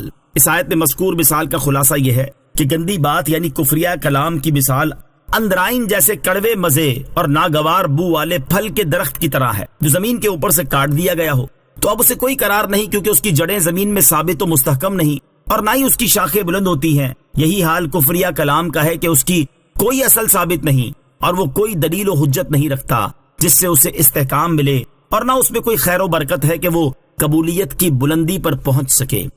يثبت الله الذين آمنوا بالقول الثابت في الحياة الدنيا وفي الآخرة ويضل الله الظالمين ويفعل الله ما يشاء۔ ترجمہ، اللہ ایمان والوں کو حق بات پر دنیا کی زندگی میں اور آخرت میں ثابت قدم رکھتا ہے، اور اللہ ظالموں کو گمراہ کرتا ہے، اور اللہ جو چاہتا ہے کرتا ہے۔ یثبت اللہ، اللہ ثابت رکھتا ہے، یعنی اللہ تعالیٰ ایمان والوں کو دنیا کی زندگی میں کلمہ ایمان پر ثابت رکھتا ہے کہ وہ آزمائش اور مصیبت کے وقتوں میں بھی صبر کرتے ہیں، ایمان پر قائم رہتے ہیں اور راہ حق اور سیدھے دین سے نہیں ہٹتے، حتیٰ کہ ان کی زندگی کا خاتمہ ایمان پر ہوتا ہے، اور آخرت یعنی قبر میں بھی اللہ تعالیٰ انہیں ثابت رکھتا ہے، کیونکہ قبر آخرت کی سب سے پہلی منزل ہے۔ قبر میں مومن کلمہ ایمان پر کس طرح ثابت رہتا ہے، اس کی تفصیل اس حدیث پاک میں ہے۔ چنانچہ حضرت براء بن عازب رضی اللہ تعالیٰ عنہ سے روایت ہے، رسول اکرم صلی اللہ تعالیٰ علیہ وسلم نے ارشاد فرمایا، مردے کے پاس دو فرشتے آ کر اسے بٹھاتے ہیں، پھر اسے کہتے ہیں تیرا رب کون؟ وہ کہتا ہے میرا رب اللہ ہے۔ پھر کہتے ہیں تیرا دین کیا ہے؟ وہ کہتا ہے میرا دین اسلام ہے۔ پھر وہ کہتے ہیں یہ کون صاحب ہے جو تم میں بھیجے گئے؟ وہ کہتا ہے وہ رسول اللہ صلی اللہ تعالیٰ علیہ وسلم ہیں۔ فرشتے کہتے ہیں تجھے یہ کیسے معلوم ہوا؟ وہ کہتا ہے میں نے اللہ عز و جل کی کتاب پڑھی، اس پر ایمان لایا اور اسے سچا جانا۔ یہی اس آیت یثبت اللہ الذین آمنوا کی تفسیر ہے۔ حضور انور علیہ الصلوۃ والسلام نے ارشاد فرمایا، پھر آسمان سے پکارنے والا پکارتا ہے کہ میرا بندہ سچا ہے، لہٰذا اس کے لیے جنت کا بستر بچھاؤ، اسے جنت کا لباس پہناؤ اور اس کے لیے جنت کی طرف دروازہ کھول دو۔ چنانچہ اس کے لیے جنت کا دروازہ کھول دیا جاتا ہے، اس تک جنت کی ہوا اور وہاں کی خوشبو آتی ہے، اور تا حد نظر قبر میں فراخی کر دی جاتی ہے۔ اس کے بعد رسول اللہ صلی اللہ تعالیٰ علیہ وسلم نے کافر کی موت کا ذکر فرمایا کہ اس کی روح اس کے جسم میں لوٹائی جاتی ہے اور اس کے پاس دو فرشتے آتے ہیں، پھر وہ اسے بٹھا کر اس سے کہتے ہیں تیرا رب کون ہے؟ وہ کہتا ہے ہائے ہائے میں نہیں جانتا۔ پھر اس سے پوچھتے ہیں تیرا دین کیا؟ وہ کہتا ہے ہائے ہائے میں نہیں جانتا۔ پھر وہ کہتے ہیں کہ یہ کون صاحب ہے جو تم میں بھیجے گئے؟ وہ کہتا ہے ہائے ہائے میں نہیں جانتا۔ تب پکارنے والا آسمان سے پکارتا ہے کہ یہ جھوٹا ہے، لہذا اس کے لیے آگ کا بستر بچھاؤ، اسے آگ کا لباس پہناؤ اور اس کے لیے جہنم کی طرف دروازہ کھول دو، پھر اس تک وہاں کی گرمی اور بو آتی ہے اور اس پر اس کی قبر تنگ ہو جاتی ہے، حتیٰ کہ قبر میں اس کی پسلیاں ادھر کی ادھر ہو جاتی ہیں، پھر اس پر اندھے بہرے فرشتے مسلط کر دیے جاتے ہیں جن کے پاس لوہے کے ہتھوڑے ہوتے ہیں، اگر ان سے پہاڑ کو مارا جائے تو وہ بھی مٹی ہو جائے، اس ہتھوڑے سے اسے ایسی مار مارتے ہیں جسے جن و انس کے سوا مشرق و مغرب کی ہر مخلوق سنتی ہے، اس سے وہ مٹی ہو جاتا ہے، پھر اس میں روح لوٹائی جاتی ہے۔ اعاذنا اللہ تعالی من عذاب القبر وثبتنا علی الایمان، یعنی قبر کے عذاب سے اللہ تعالی ہمیں محفوظ فرمائے اور اے اللہ ہمیں ایمان پر ثابت قدمی نصیب فرما، آمین۔ 3 مجاہدین کی اسلام پر ثابت قدمی۔ یاد رہے کہ جو دنیا میں دین اسلام پر ثابت قدم رہے گا اسے ہی قبر میں اسلام پر ثابت قدمی نصیب ہوگی، اور جو دنیا میں اسلام پر ثابت قدم نہ رہا اور مصائب و مشکلات سے گھبرا کر یا کسی اور وجہ سے دین اسلام سے منحرف ہو گیا اور اسی حال میں مر گیا تو اسے قبر میں کسی صورت اسلام پر ثابت قدمی نصیب نہ ہوگی۔ ہمارے بزرگان دین کا حال یہ تھا کہ وہ دنیا کی سخت ترین تکالیف برداشت کرنا تو گوارا کر لیتے، لیکن دین اسلام سے منحرف ہونا انہیں کسی صورت میں منظور نہ تھا۔ اسی سے متعلق علامہ ابن جوزی رحمۃ اللہ تعالی علیہ نے اپنی کتاب عیون الحکایات میں 3 بہادر بھائیوں کی ایک طویل حکایت ذکر کی ہے۔ اس کا خلاصہ یہ ہے کہ 3 سگے بھائی روم کے عیسائیوں سے جہاد کی غرض سے جانے والے لشکر میں شامل ہوئے، دوران جہاد نے گرفتار کر کے روم کے بادشاہ کے دربار میں لے جایا گیا تو اس نے منصب و مرتبے اور عیش و عشرت کا لالچ دے کر انہیں نصرانی ہو جانے کی دعوت دی۔ بادشاہ کی دعوت سن کر انہوں نے جواب دیا، ہم اپنے دین کو کبھی بھی نہیں چھوڑ سکتے، اس دین کی خاطر سر کٹانا ہمارے لیے بہت بڑی سعادت ہے، تم ہمارے ساتھ جو چاہے کرو، انشاءاللہ عز و جل ہمارے پائے استقلال میں ذرہ برابر بھی فرق نہ آئے گا۔ یہ کہہ کر تینوں بھائی بیک وقت شاہ روم کے دربار میں کھڑے ہو کر نبی کریم علیہ الصلوۃ والسلام کی بارگاہ بے کس پناہ میں استغاثہ کرتے ہوئے یا محمدا یا محمدا یا محمدا صلی اللہ تعالی علیہ وسلم کی صدائیں بلند کرنے لگے۔ جب بادشاہ نے یہ دیکھا تو اسے بہت غصہ آیا اور اس نے انہیں دردناک سزا دینے کی دھمکی دے کر دین اسلام چھوڑنے کا کہا، لیکن ان بھائیوں نے اس دھمکی کی پرواہ نہ کی تو بادشاہ نے اپنے جلادوں کو حکم دیا کہ 3 بڑی بڑی دیگوں میں تیل ڈال کر ان کے نیچے آگ جلا دو، جب تیل خوب گرم ہو جائے اور کھولنے لگے تو مجھے اطلاع کر دینا۔ جلاد حکم پاتے ہی دوڑے اور 3 دیگوں میں تیل ڈال کر ان کے نیچے آگ لگا دی۔ مسلسل 3 دن تک وہ دیگیں آگ پر رکھی رہیں اور ان مجاہدین کو روزانہ نصرانیت کی دعوت دی جاتی اور لالچ دیا جاتا رہا، لیکن ان کے قدم بالکل نہ ڈگمگائے۔ چوتھے دن بادشاہ نے پھر انہیں لالچ اور دھمکی دی، لیکن وہ اپنے مذموم ارادے میں کامیاب نہ ہو سکا تو اس نے بڑے بھائی کو چلتے ہوئے تیل میں ڈلوایا، پھر اس سے چھوٹے بھائی کو بھی نصرانیت قبول نہ کرنے پر چلتے ہوئے تیل میں ڈلوا دیا۔ اب سب سے چھوٹے بھائی کی باری تھی، جو کہ بڑے سکون و اطمینان کے ساتھ اپنی جگہ پر کھڑے ہوئے تھے۔ ایک گورنر نے آگے بڑھ کر بادشاہ سے کہا کہ اسے اسلام سے منحرف کرنے کی ذمہ داری میں لیتا ہوں، آپ مجھے چند دن کی مہلت دے دیں۔ بادشاہ کے پوچھنے پر اس نے اپنا ناپاک منصوبہ بیان کیا تو بادشاہ بہت خوش ہوا اور اس مجاہد کو گورنر کے حوالے کر دیا۔ چنانچہ گورنر نے گھر آ کر اپنی خوبصورت بیٹی کو یہ ذمہ داری سونپی کہ وہ اپنے حسن و شباب کے ذریعے اس نوجوان کو اپنے دامے فریب میں پھنسانے اور نصرانیت قبول کروانے کی کوشش کرے۔ بیٹی نے اس کی حامی بھر لی اور وہ خوب سج سنور کر اس مجاہد کے پاس گئی اور اسے بہکانے کی خوب کوشش کرنے لگی، لیکن ہوا یوں کہ وہ نوجوان ساری رات نماز اور تلاوت قرآن میں مشغول رہا اور دن میں بھی ذکر الہی کرتا رہا، اور اس نے لڑکی کے حسن و شباب کی طرف نظر تک اٹھا کر نہ دیکھا۔ کئی دن کی مسلسل کوشش کے باوجود بھی جب وہ مجاہد گورنر کی بیٹی کی طرف مائل نہ ہوا تو اس لڑکی نے اپنے باپ سے کہا، یہ تو ہر وقت گمسم رہتا ہے، شاید اس کی وجہ یہ ہے کہ اس شہر میں اس کے 2 بھائیوں کو مار دیا گیا ہے، یہ ان کی یاد میں غمگین رہتا ہے اور میری طرف بالکل متوجہ نہیں ہوتا۔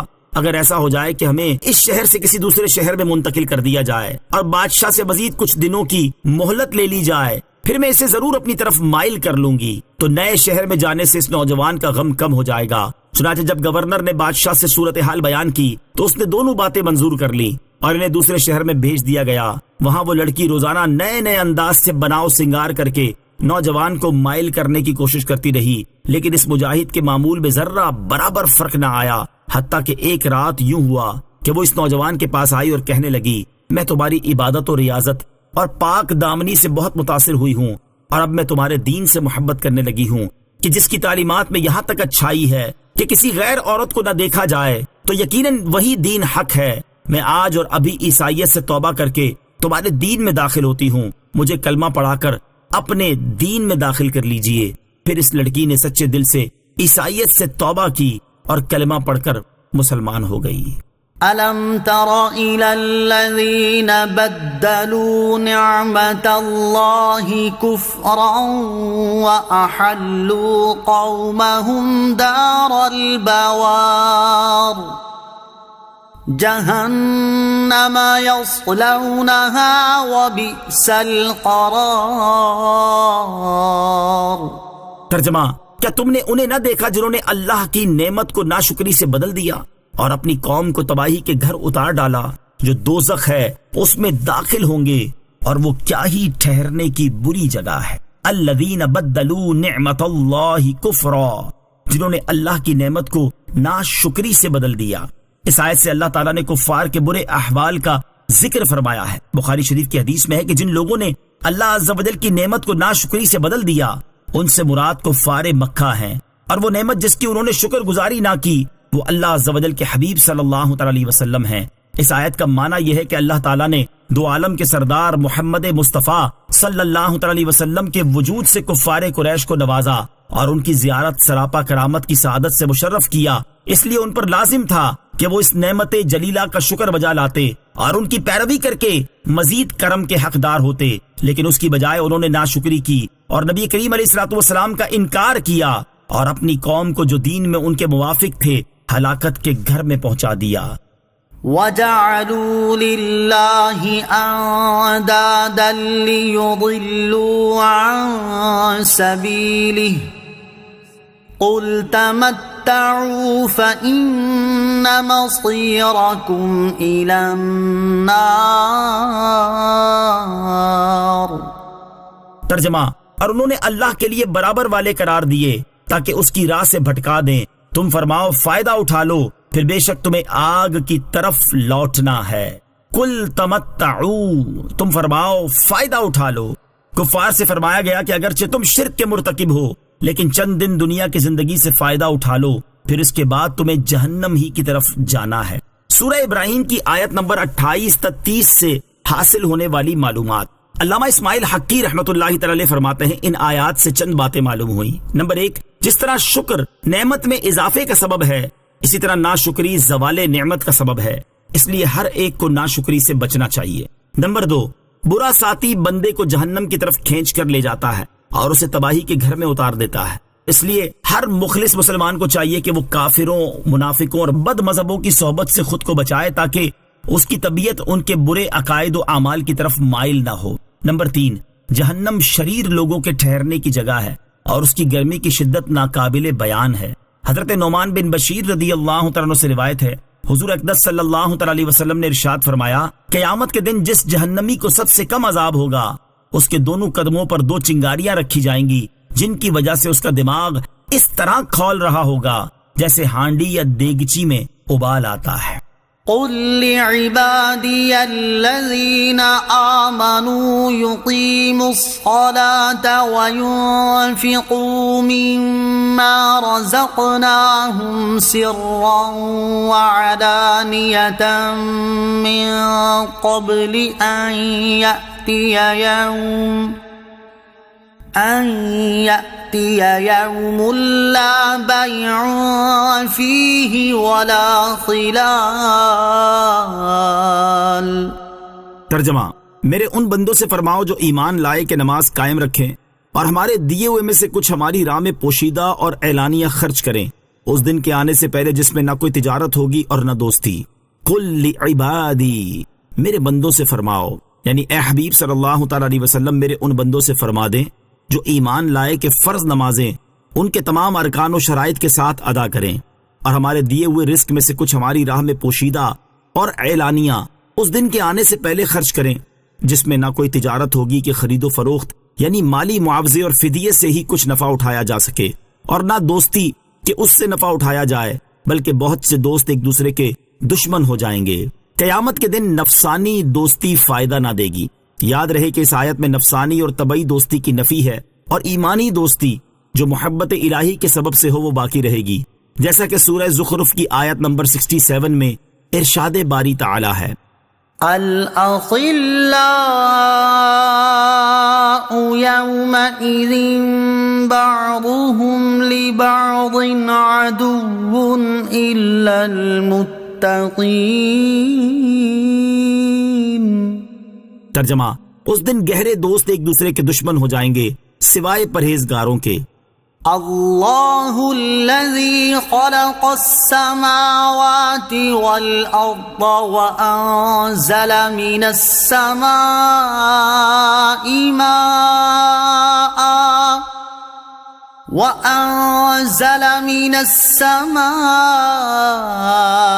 ماء فأخرج به من الثمرات رزقا لكم وسخر لكم الفلك لتجري في البحر بأمره وسخر لكم الأنهار۔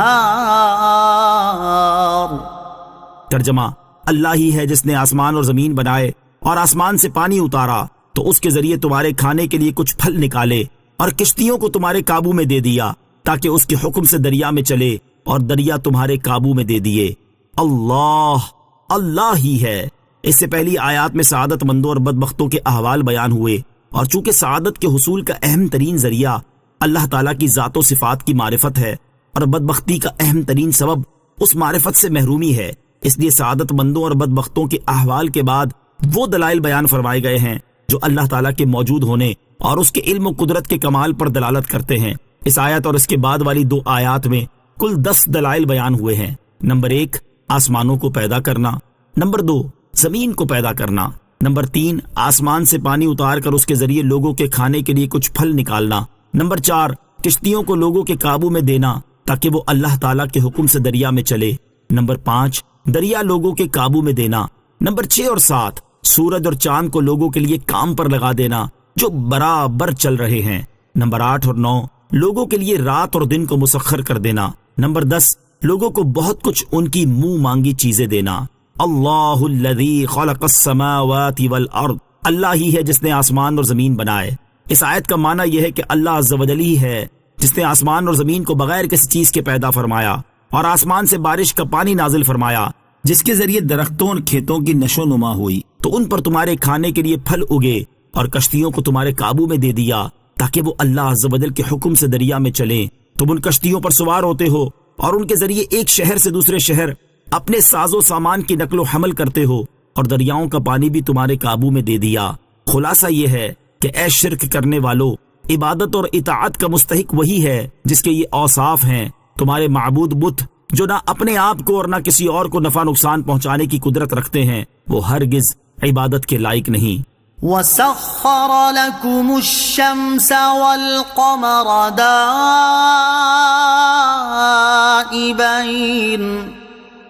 وَسَخَّرَ لَكُمُ اللَّيْلَ وَالنَّهَارَ۔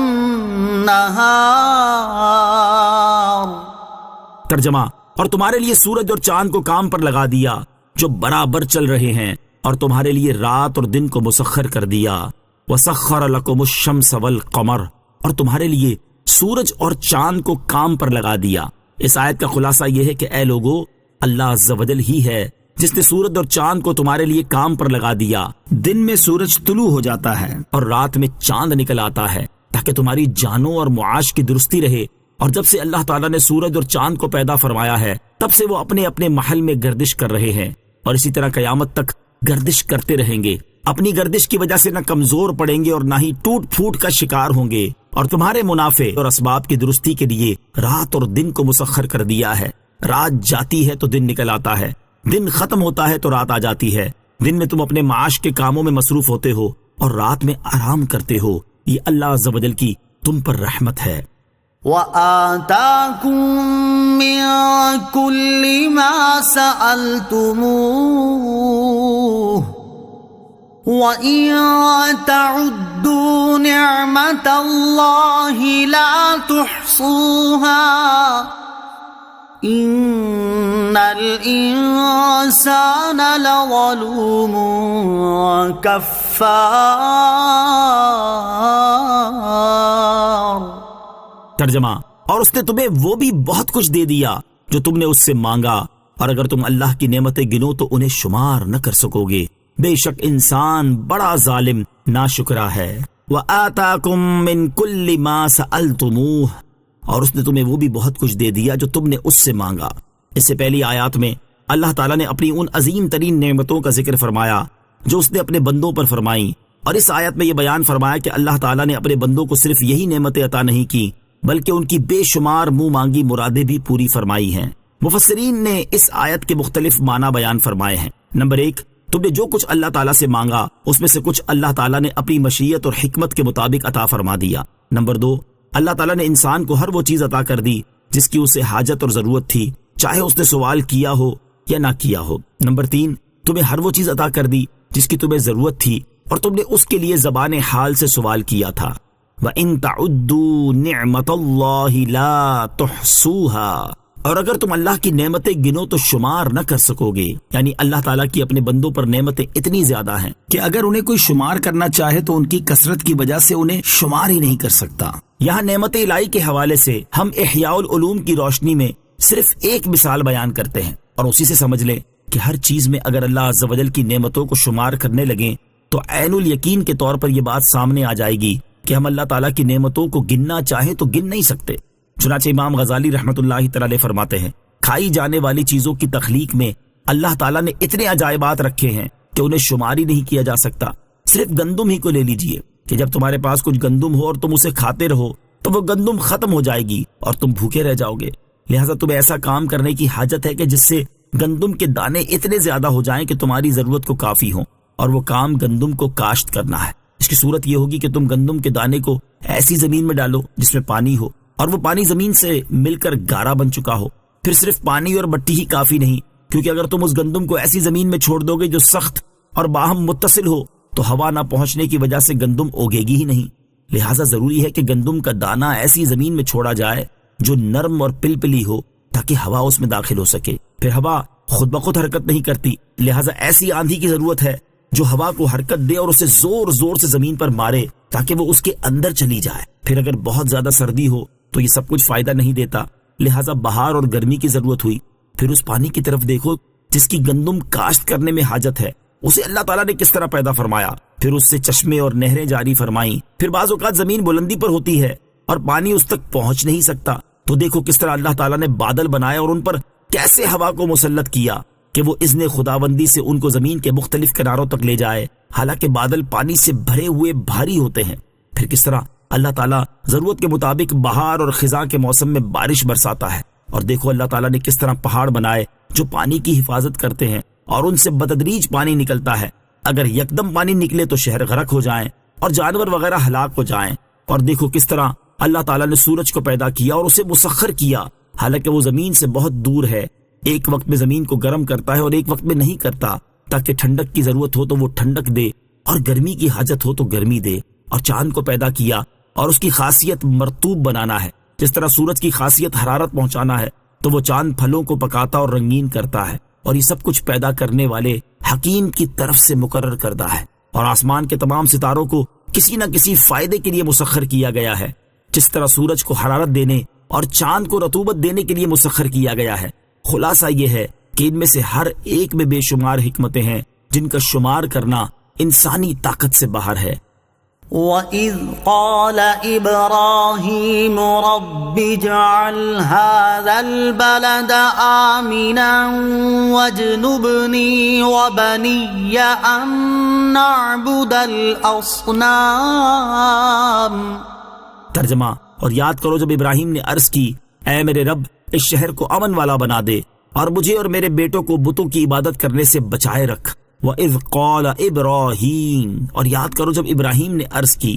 آیت کا خلاصہ یہ ہے کہ حضرت ابراہیم علیہ السلام نے اللہ تعالیٰ سے دعا کی کہ اے میرے رب عز و جل مکہ مکرمہ کو امن والا شہر بنا دے کہ قیامت کے قریب دنیا کے ویران ہونے کے وقت تک یہ شہر ویرانی سے محفوظ رہے یا اس شہر والے امن میں ہوں. مکہ مکرمہ ویران ہونے سے محفوظ ہے. حضرت ابراہیم علیہ السلام کی یہ دعا قبول ہوئی اور اللہ تعالیٰ نے مکہ مکرمہ کو ویران ہونے سے محفوظ فرما دیا، اور کوئی بھی اس مقدس شہر کو ویران کرنے پر قادر نہ ہو سکا۔ اور اس شہر کو اللہ تعالیٰ نے حرم بنایا کہ اس میں نہ کسی انسان کا خون بہایا جائے، نہ کسی پر ظلم کیا جائے، نہ وہاں شکار مارا جائے اور نہ سبزہ کاٹا جائے۔ وَجْنُبْنِي وَبَنِيَّ أَن نَعْبُدَ الْأَصْنَامَ، اور مجھے اور میرے بیٹوں کو بتوں کی عبادت کرنے سے بچائے رکھ۔ یاد رہے کہ انبیاء علیہ الصلوۃ والسلام بت پرستی اور تمام گناہوں سے معصوم ہیں۔ حضرت ابراہیم علیہ الصلوۃ والسلام کا یہ دعا کرنا بارگاہ الہی میں عاجزی اور محتاجی کے اظہار کے لیے ہے کہ باوجود یہ کہ تو نے اپنے کرم سے معصوم کیا، لیکن ہم تیرے فضل و رحمت کی طرف دست احتیاج دراز رکھتے ہیں۔ رب إنهن أضللن كثيرا من الناس فمن تبعني فإنه مني ومن عصاني فإنك غفور رحيم۔ ترجمہ: اے میرے رب، بے شک بتوں نے بہت سے لوگوں کو گمراہ کر دیا، تو جو میرے پیچھے چلے تو بے شک وہ میرا ہے، اور جو میری نافرمانی کرے تو بے شک تو بخشنے والا مہربان ہے۔ ربی، اے میرے رب۔ آیت کا خلاصہ یہ ہے کہ حضرت ابراہیم علیہ الصلوۃ والسلام نے دعا فرمائی کہ اے میرے رب عز و جل، بے شک بتوں کی وجہ سے بہت سے لوگ ہدایت اور حق کے راستے سے دور ہو گئے، حتیٰ کہ لوگ بتوں کو پوجنے لگے اور تیرے ساتھ کفر کرنے لگ گئے۔ تو جو میرے طریقے پر ہو، یعنی اطاعت و فرمانبرداری کے طریقے پر ہو، تو بے شک وہ میری سنت پر عمل پیرا ہے، اور جو میرا نافرمان ہو تو اس کا معاملہ تیرے ہی حوالے ہے۔ بے شک تو گناہ گاروں کے گناہوں اور ان کی خطاؤں کو اپنے فضل سے بخشنے والا ہے، اور اپنے بندوں پر رحم فرمانے والا ہے، اور لوگوں میں سے جسے چاہے معاف فرما دے۔ فکر امت: اس آیت سے معلوم ہوا کہ انبیاء کرام علیہ الصلوۃ والسلام اپنی امتوں کے انجام کے بارے میں بہت فکر مند ہوا کرتے تھے۔ سرکار دو عالم علیہ الصلوۃ والسلام کی فکر امت کی ایک جھلک ملاحظہ ہو۔ حضرت عبداللہ بن عمرو بن عاص رضی اللہ تعالیٰ عنہما فرماتے ہیں، حضور اقدس صلی اللہ تعالیٰ علیہ وسلم نے قرآن پاک میں سے حضرت ابراہیم علیہ الصلوۃ والسلام کے اس قول کی تلاوت فرمائی: رب إنهن أضللن كثيرا من الناس فمن تبعني فإنه مني۔ ترجمہ: اے میرے رب، ان بتوں نے بہت سے لوگوں کو گمراہ کر دیا ہے، جو شخص میری پیروی کرے گا وہ میرے راستے پر ہے۔ اور وہ آیت پڑھی جس میں حضرت عیسیٰ علیہ الصلوۃ والسلام کا یہ قول ہے: إن تعذبهم فإنهم عبادك وإن تغفر لهم فإنك أنت العزيز الحكيم۔ ترجمہ: اے اللہ، اگر تو ان کو عذاب دے تو یہ تیرے بندے ہیں، اور اگر تو ان کو بخش دے تو تو غالب حکمت والا ہے۔ پھر حضور پرنور علیہ الصلوۃ والسلام نے دست دعا بلند کر دی اور روتے ہوئے عرض کرنے لگے: اے اللہ عز و جل، میری امت، میری امت۔ اللہ تعالیٰ نے ارشاد فرمایا: اے جبرائیل، میرے حبیب کے پاس جاؤ اور ان سے معلوم کرو، حالانکہ اللہ تعالیٰ خوب جانتا ہے کہ ان پر اس قدر گریہ کیوں طاری ہے۔ نبی اکرم علیہ الصلوۃ والسلام کی خدمت میں حضرت جبرائیل علیہ الصلوۃ والسلام حاضر ہوئے اور حضور اکرم علیہ الصلوۃ والسلام سے معلوم کر کے اللہ تعالیٰ کی بارگاہ میں جواب عرض کر دیا، حالانکہ اللہ تعالیٰ خوب جانتا ہے۔ اللہ تعالیٰ نے جبرائیل علیہ الصلوۃ والسلام سے فرمایا: اے جبرائیل، میرے حبیب کے پاس جاؤ اور ان سے کہو کہ آپ کی امت کی بخشش کے معاملے میں ہم آپ کو راضی کر دیں گے اور آپ کو رنجیدہ نہیں کریں گے۔ ربنا إني أسكنت من ذريتي بواد غير ذي زرع عند بيتك المحرم ربنا ليقيموا الصلاة فاجعل أفئدة من الناس تهوي إليهم وارزقهم من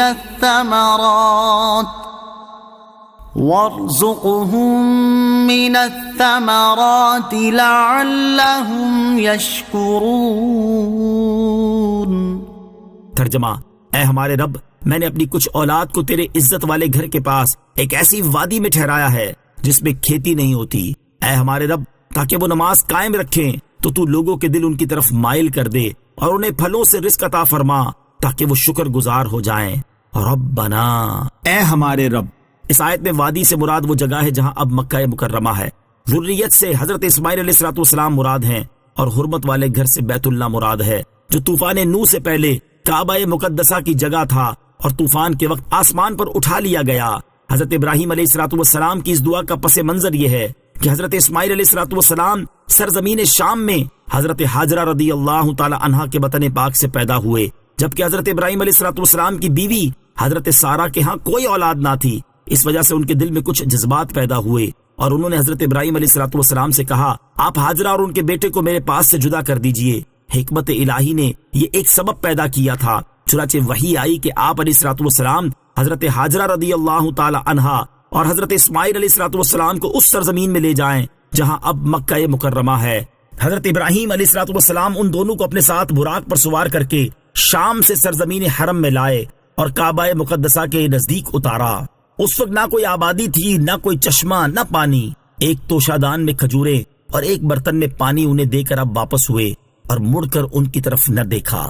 حضرت اسماعیل علیہ الصلوۃ والسلام کی والدہ حضرت ہاجرہ نے عرض کی، آپ کہاں جاتے ہیں اور ہمیں اس وادی میں انیس و رفیق کے بغیر چھوڑے جاتے ہیں؟ لیکن حضرت ابراہیم علیہ الصلوۃ والسلام نے اس بات کا کوئی جواب نہ دیا اور اس کی طرف توجہ نہ فرمائی۔ حضرت ہاجرہ رضی اللہ تعالی عنہا نے چند مرتبہ یہی عرض کیا اور جواب نہ پایا تو کہا کہ کیا اللہ تعالیٰ نے آپ کو اس کا حکم دیا ہے؟ حضرت ابراہیم علیہ الصلوۃ والسلام نے فرمایا ہاں۔ یہ سن کر انہیں اطمینان ہو گیا۔ حضرت ابراہیم علیہ الصلوۃ والسلام تشریف لے گئے اور انہوں نے بارگاہ الہی میں ہاتھ اٹھا کر یہ دعا کی جو آیت میں مذکور ہے۔ حضرت ہاجرہ رضی اللہ تعالی عنہا اپنے فرزند حضرت اسماعیل علیہ الصلوۃ والسلام کو دودھ پلانے لگیں۔ جب ان کے پاس موجود پانی ختم ہو گیا اور پیاس کی شدت ہوئی اور صاحبزادے کا حلق شدید بھی پیاس سے خشک ہو گیا تو آپ رضی اللہ تعالی عنہا پانی کی جستجو یا آبادی کی تلاش میں صفا و مروہ کے درمیان دوڑی۔ ایسا 7 مرتبہ ہوا، یہاں تک کہ فرشتے کے پر مارنے سے یا حضرت اسماعیل علیہ الصلوۃ والسلام کے قدم مبارک سے اس خشک زمین میں ایک چشمہ زمزم نمودار ہوا۔ حضرت ابراہیم علیہ الصلوۃ والسلام کا یہ واقعہ آپ علیہ الصلوۃ والسلام کے آگ میں ڈالے جانے کے بعد ہوا۔ آگ کے واقعے میں آپ علیہ الصلوۃ والسلام نے دعا نہ فرمائی تھی اور اس واقعے میں دعا کی اور عاجزی کا اظہار کیا۔ اللہ تعالیٰ کی کارسازی پر اعتماد کر کے دعا نہ کرنا بھی توکل اور بہتر ہے، لیکن مقام دعا اس سے بھی افضل ہے۔ تو حضرت ابراہیم علیہ الصلوۃ والسلام کا اس دوسرے واقعے میں دعا فرمانا اس لیے ہے کہ آپ مدارج کمال میں دم بدم ترقی پر ہیں۔ ربنا لیقیموا الصلاۃ، اے میرے رب تاکہ وہ نماز قائم رکھیں، یعنی اے میرے رب عز و جل میں نے اپنی اولاد کو ناقابل زراعت وادی میں اس لیے ٹھہرایا تاکہ حضرت اسماعیل علیہ الصلوۃ والسلام اور ان کی اولاد اس وادی میں تیرے ذکر اور تیری عبادت میں مشغول ہوں اور تیرے بیت حرام کے پاس نماز قائم کریں۔ اے اللہ عز و جل تو لوگوں کے دل ان کی طرف مائل کر دے تاکہ وہ اس وادی کے اطراف اور دیگر شہروں سے یہاں آئیں اور ان کے دل اس پاکیزہ مکان کی زیارت کے شوق میں کھنچیں۔ اس میں ایمانداروں کے لیے دعا ہے کہ انہیں بیت اللہ کا حج میسر آئے، اور اپنے یہاں رہنے والی اولاد کے لیے یہ دعا ہے کہ وہ زیارت کے لیے آنے والوں سے فائدہ حاصل کرتے رہیں۔ غرض یہ دعا دینی دنیاوی دونوں طرح کی برکات پر مشتمل ہے۔ حضرت ابراہیم علیہ الصلوۃ والسلام کی دعا قبول ہوئی اور قبیلہ جرہم نے اس طرف سے گزرتے ہوئے ایک پرندہ دیکھا۔ انہیں تعجب ہوا کہ بیابان میں پرندہ کیسا، شاید کہیں چشمہ نمودار ہوا ہے۔ جستجو کی تو دیکھا زمزم شریف میں پانی ہے۔ یہ دیکھ کر ان لوگوں نے حضرت ہاجرہ رضی اللہ تعالی عنہا سے وہاں بسنے کی اجازت چاہی۔ انہوں نے اس شرط سے اجازت دی کہ پانی میں تمہارا حق نہ ہوگا۔ وہ لوگ وہاں بسے اور حضرت اسماعیل علیہ الصلوۃ والسلام جوان ہوئے تو ان لوگوں نے آپ علیہ الصلوۃ والسلام کے تقوی اور پرہیزگاری کو دیکھ کر اپنے خاندان میں آپ علیہ الصلوۃ والسلام کی شادی کر دی۔ کچھ عرصے بعد حضرت ہاجرہ کا وصال ہو گیا۔ اس طرح حضرت ابراہیم علیہ الصلوۃ والسلام کی یہ دعا پوری ہوئی اور آپ نے دعا میں یہ بھی فرمایا اور انہیں پھلوں سے رزق عطا فرما تاکہ وہ شکر گزار ہو جائیں۔ حضرت ابراہیم علیہ الصلوۃ والسلام کی اسی دعا کا ثمرہ ہے کہ بہار، خزاں اور گرمی سردی کی مختلف فصلوں کے میوے وہاں بیک وقت موجود ملتے ہیں۔ ربنا انك تعلم ما نخفي وما نعلن وما يخفى على الله من شيء في الأرض ولا في السماء۔ ترجمہ: اے ہمارے رب تو جانتا ہے جو ہم چھپاتے ہیں اور جو ظاہر کرتے ہیں، اور اللہ پر زمین اور آسمان میں کوئی بھی شے پوشیدہ نہیں۔ ربنا، اے ہمارے رب۔ اس آیت کا معنی یہ ہے کہ اے ہمارے رب عز و جل تو ہمارے حالات کو ہماری ضرورتوں اور ہمارے نقصانات کو جانتا ہے اور تو ہم سے زیادہ رحم فرماتا ہے، اس لیے تیری بارگاہ میں ہمیں دعا کرنے کی حاجت تو نہیں، لیکن ہم تیرے حضور دستے دعا اس لیے بلند کرتے ہیں تاکہ ہم تیرے آگے اپنی بندگی کا اظہار کریں، تیری عظمت و جلال سے خوف کھائیں۔ وما یخفی علی اللہ من شیء، اور اللہ پر کوئی بھی شے پوشیدہ نہیں۔ ایک قول یہ ہے کہ حضرت ابراہیم علیہ السلام کی تصدیق کے طور پر اللہ تعالیٰ نے یہ کلام فرمایا، دوسرا قول یہ ہے کہ یہ حضرت ابراہیم علیہ السلام کا ہی کلام ہے، اور معنی یہ ہے کہ جو ہر جگہ میں چھپی ہوئی چیزوں کو جانتا ہے، اس سے کوئی بھی چیز پوشیدہ نہیں۔ الحمد للہ الذی وہب لی علی الکبر اسماعیل و اسحاق ان ربی لسمیع الدعاء۔ ترجمہ، تمام تعریفیں اس اللہ کے لیے ہیں جس نے مجھے بڑھاپے میں اسماعیل و اسحاق دیے، بے شک میرا رب دعا سننے والا ہے۔ الحمدللہ، تمام تعریفیں اللہ کے لیے ہیں۔ حضرت ابراہیم علیہ السلام نے ایک اور فرزند کی دعا کی تھی، اللہ تعالیٰ نے قبول فرمائی تو آپ علیہ السلام نے اس کا شکر ادا کیا اور بارگاہ الہی میں عرض کیا، تمام تعریفیں اس اللہ تعالیٰ کے لیے ہیں جس نے مجھے بڑھاپے کے باوجود حضرت اسماعیل اور حضرت اسحاق علیہ السلام دیے، بے شک میرا رب عز و جل میری دعا قبول فرمانے والا ہے۔ حضرت اسماعیل کی ولادت اس وقت ہوئی جب حضرت ابراہیم علیہ السلام کی عمر مبارک 99 برس ہو چکی تھی، اور حضرت اسحاق علیہ السلام کی ولادت اس وقت ہوئی جب حضرت ابراہیم علیہ السلام کی عمر مبارک 112 برس ہو چکی تھی۔ بیٹیوں کی پرورش کے فضائل، اس آیت سے معلوم ہوا کہ بیٹا اللہ عز و جل کی بڑی نعمت ہے، خصوصاً جب کہ نیک اور پرہیزگار ہو، کیونکہ اس سے دنیا و آخرت دونوں کامل ہو جاتی ہیں۔ لیکن بیٹیوں سے گھبرانا مومن کی شان نہیں۔ ترغیب کے لیے بیٹیوں کی پرورش کے 2 فضائل ملاحظہ ہوں۔ نمبر 1، حضرت عبداللہ ابن عباس رضی اللہ تعالیٰ عنہما سے روایت ہے، رسول کریم علیہ السلام نے ارشاد فرمایا، جس شخص کی بیٹی ہو پھر نہ تو اسے زندہ دفن کیا اور نہ اسے ذلیل کیا اور نہ اس پر اپنے بیٹے کو ترجیح دی، تو اللہ تعالیٰ اسے جنت میں داخل کرے گا۔ نمبر 2، حضرت عبداللہ ابن عباس رضی اللہ تعالیٰ عنہما سے روایت ہے، رسول اللہ صلی اللہ تعالیٰ علیہ وسلم نے ارشاد فرمایا، جو 3 بیٹیوں یا 3 بہنوں کی پرورش کرے کہ انہیں ادب سکھائے، ان پر مہربانی کرے حتیٰ کہ اللہ تعالیٰ انہیں بے نیاز کر دے، تو اللہ عز و جل اس کے لیے جنت واجب کر دیتا ہے۔ ایک شخص نے عرض کی، یا رسول اللہ صلی اللہ تعالیٰ علیہ وسلم، کیا 2 بیٹیوں یا بہنوں کی پرورش کرنے والے کو یہ ثواب ملے گا؟ ارشاد فرمایا، ہاں، 2 بیٹیوں یا بہنوں کی پرورش کرنے پر بھی یہی ثواب ہے۔ حضرت عبداللہ ابن عباس رضی اللہ تعالیٰ عنہ فرماتے ہیں کہ اگر لوگ ایک بیٹی یا بہن کے بارے میں پوچھتے تو حضور اقدس علیہ السلام فرما دیتے کہ ایک بیٹی کی پرورش پر بھی یہی ثواب ہے۔ رب اجعلنی مقیم الصلاة ومن ذریتی ربنا وتقبل دعاء ربنا اغفر لی ولوالدی وللمؤمنین یوم یقوم الحساب۔ ترجمہ، اے میرے رب، مجھے اور کچھ میری اولاد کو نماز قائم کرنے والا رکھ، اے ہمارے رب، اور میری دعا قبول فرما، اے ہمارے رب، مجھے اور میرے ماں باپ کو اور سب مسلمانوں کو بخش دے جس دن حساب قائم ہوگا۔ وَمِن ذُرِّيَّتِي، اور کچھ میری اولاد کو۔ حضرت ابراہیم علیہ السلام کو چونکہ بعض افراد کے بارے میں اللہ تعالیٰ کے بتانے سے معلوم ہو چکا تھا کہ وہ کافر ہوں گے، اس لیے آپ علیہ السلام نے اپنی بعض اولاد کے لیے نمازوں کی پابندی اور محافظت کی دعا کی۔ وَلِوَالِدَيَّ، اور میرے ماں باپ کو۔ علماء فرماتے کہ اس آیت میں ماں باپ سے حضرت ابراہیم علیہ السلام کے حقیقی والدین مراد ہیں، اور وہ دونوں مومن تھے، اسی لیے حضرت ابراہیم علیہ السلام نے ان کے لیے دعا فرمائی، جبکہ سورہ توبہ کی اس آیت وما كان استغفار إبراهيم لأبيه إلا عن موعدة، ترجمہ، اور ابراہیم کا اپنے باپ کی مغفرت کی دعا کرنا صرف ایک وعدے کی وجہ سے تھا۔ اس میں باپ سے حضرت ابراہیم علیہ السلام کا چچا آزر مراد ہے، سگے والد مراد نہیں۔ دعا کے چند آداب، اس آیت سے دعا کے چند آداب معلوم ہوئے۔ دعا اپنی ذات سے شروع کرے۔ نمبر 2، ماں باپ کو دعا میں شامل رکھا کرے۔ نمبر 3، ہر مسلمان کے حق میں دعائے خیر کرے۔ نمبر 4، آخرت کی دعا ضرور مانگے، صرف دنیا کی حاجات پر قناعت نہ کرے۔ ولا تحسبن الله غافلا عما يعمل الظالمون انما يؤخرهم ليوم تشخص فيه الابصار۔ ترجمہ، اور اے سننے والے، ہرگز اللہ کو ان کاموں سے بے خبر نہ سمجھنا جو ظالم کر رہے ہیں۔ اللہ انہیں صرف ایک ایسے دن کے لیے ڈھیل دے رہا ہے جس میں آنکھیں کھلی کی کھلی رہ جائیں گی۔ وَلَا تَحْسَبَنَّ اللَّهَ غَافِلًا، اور ہرگز اللہ کو بے خبر نہ سمجھنا۔ اس آیت میں ہر مظلوم کے لیے تسلی اور ہر ظالم کے لیے وعید ہے۔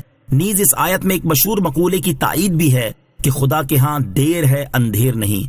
آیت کا معنی یہ ہے کہ اے سننے والے، تم یہ نہ سمجھنا کہ اللہ تعالیٰ ظلم کرنے والوں کو سزا نہیں دے گا، اور نہ ہی ظالموں سے عذاب مؤخر ہونے کی وجہ سے غمزدہ ہونا، کیونکہ اللہ تعالیٰ انہیں بغیر عذاب کے صرف ایک ایسے دن کے لیے ڈھیل دے رہا ہے جس میں دہشت کے مارے آنکھیں کھلی کی کھلی رہ جائیں گی۔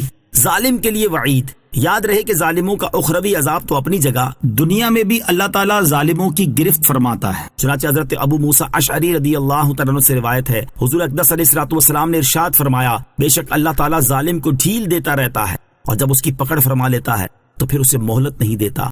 پھر آپ علیہ الصلوۃ والسلام نے یہ آیت تلاوت فرمائی، وَكَذَلِكَ أَخْذُ رَبِّكَ إِذَا أَخَذَ الْقُرَى وَهِيَ ظَالِمَةٌ إِنَّ أَخْذَهُ أَلِيمٌ شَدِيدٌ۔ ترجمہ، اور تیرے رب کی گرفت ایسی ہوتی ہے جب وہ بستیوں کو پکڑتا ہے جبکہ وہ بستی والے ظالم ہوں، بے شک اس کی پکڑ بڑی شدید دردناک ہے۔ مہطعین مقنعی رؤوسہم لا یرتد الیہم طرفہم وافئدتہم ہواء۔ ترجمہ، لوگ بے تحاشا اپنے سروں کو اٹھائے ہوئے دوڑے جا رہے ہوں گے، ان کی پلک بھی ان کی طرف نہیں لوٹ رہی ہوگی، اور ان کے دل خالی ہوں گے۔ مہطعین، لوگ بے تحاشا دوڑتے ہوئے جا رہے ہوں گے، یعنی قیامت کے دن کی دہشت اور ہولناکی سے لوگوں کا حال یہ ہوگا کہ وہ اپنے سروں کو اٹھائے عرصہ محشر کی طرف بلانے والے یعنی حضرت اسرافیل علیہ الصلوۃ والسلام کی طرف بے تحاشا دوڑتے جا رہے ہوں گے، اور ان کی پلک تک نہ جھپک رہی ہوگی کہ اپنے آپ کو ہی دیکھ سکیں، اور ان کے دل حیرت کی شدت اور دہشت کے مارے سوچنے سمجھنے کی صلاحیت سے خالی ہوں گے۔ حضرت قتادہ رضی اللہ تعالیٰ عنہ فرماتے ہیں کہ قیامت کے دن دل سینوں سے نکل کر گلوں میں آ پھنسیں گے، نہ باہر نکل سکیں گے نہ اپنی جگہ واپس جا سکیں گے۔ اور اس آیت کا معنی یہ ہے کہ اس دن کی دہشت اور ہولناکی کی شدت کا یہ عالم ہوگا کہ سر اوپر اٹھے ہوں گے، آنکھیں کھلی کی کھلی رہ جائیں گی، اور دل اپنی جگہ پر قرار نہ پا سکیں گے۔ قیامت کی ہولناکیاں، اس آیت میں قیامت کی چند ہولناکیاں بیان ہوئیں، اس کی مزید ہولناکیاں سنیے۔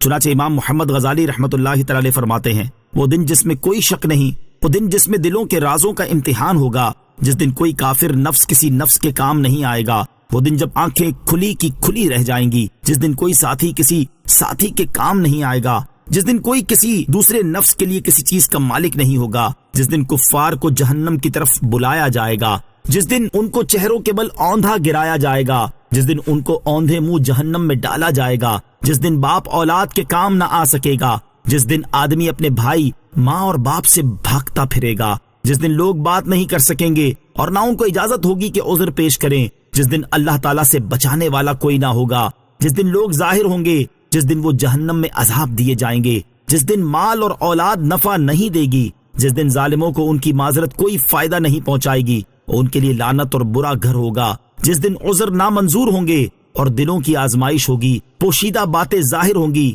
اور پردے اٹھ جائیں گے، جس دن آنکھیں جھکی ہوئی ہوں گی اور آوازیں بند ہوں گی، اس دن توجہ کم ہوگی اور پوشیدہ باتیں ظاہر ہوں گی، گناہ بھی سامنے آ جائیں گے، جس دن لوگوں کو ان کے گواہوں سمیت چلایا جائے گا، بچے جوان ہو جائیں گے اور بڑے نشے میں ہوں گے، پس اس دن ترازو رکھے جائیں گے اور اعمال نامے کھولے جائیں گے، جہنم ظاہر کی جائے گی اور گرم پانی کو جوش دیا جائے گا، آگ مسلسل جلے گی اور کفار نا امید ہوں گے، آگ بھڑکائی جائے گی اور رنگ بدل جائیں گے، زبان گونگی ہوگی اور انسانی اعضاء گفتگو کریں گے۔ تو اے انسان، تجھے اپنے کریم رب عز و جل کے بارے میں کس نے دھوکے میں ڈالا کہ تو نے دروازے بند کر دیے اور پردے لٹکا دیے اور لوگوں سے چھپ کر فسق و فجور میں مبتلا ہو گیا؟ پس جب تیرے اعضاء تیرے خلاف گواہی دیں گے تو کیا کرے گا؟ اے غافلوں کی جماعت، ہمارے لیے مکمل خرابی ہے۔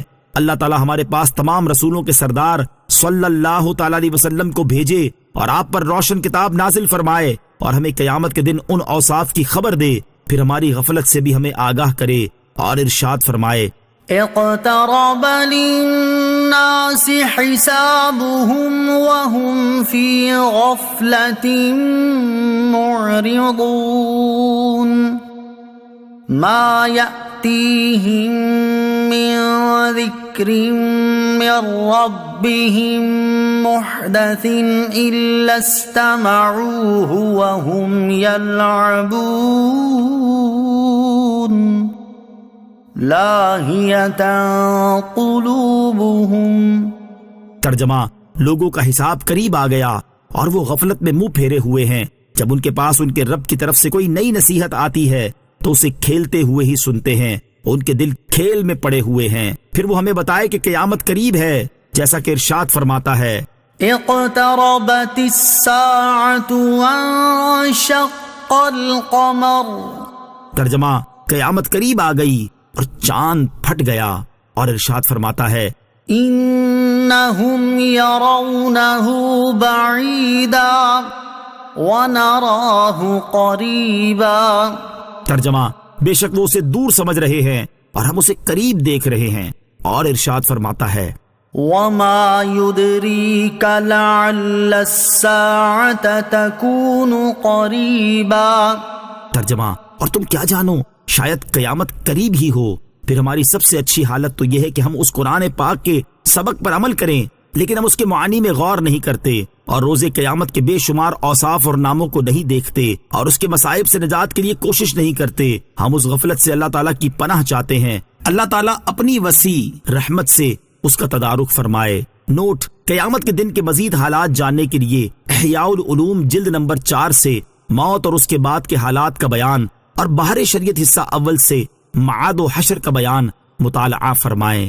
وَأَنذِرِ النَّاسَ يَوْمَ يَأْتِيهِمُ الْعَذَابُ فَيَقُولُ الَّذِينَ ظَلَمُوا رَبَّنَا أَخِّرْنَا إِلَىٰ أَجَلٍ قَرِيبٍ فَيَقُولُ الَّذِينَ ظَلَمُوا رَبَّنَا أَخِّرْنَا إِلَىٰ أَجَلٍ قَرِيبٍ نُجِبْ دَعْوَتَكَ وَنَتَّبِعِ الرُّسُلَ أَوَلَمْ تَكُونُوا أَقْسَمْتُم مِّن قَبْلُ مَا لَكُم مِّن زَوَالٍ۔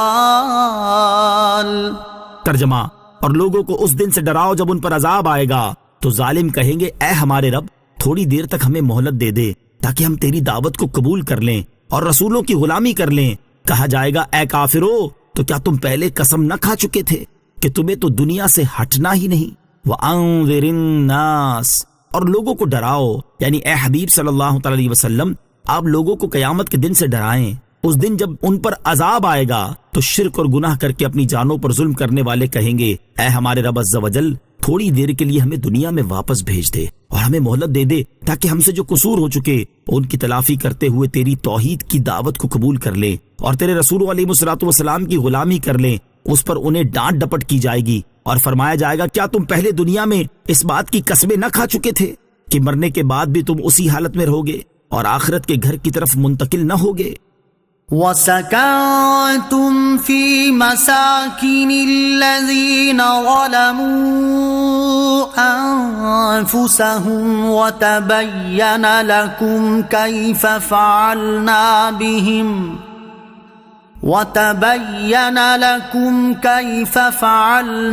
بِهِمْ وَضَرَبْنَا لَكُمُ الْأَمْثَالَ۔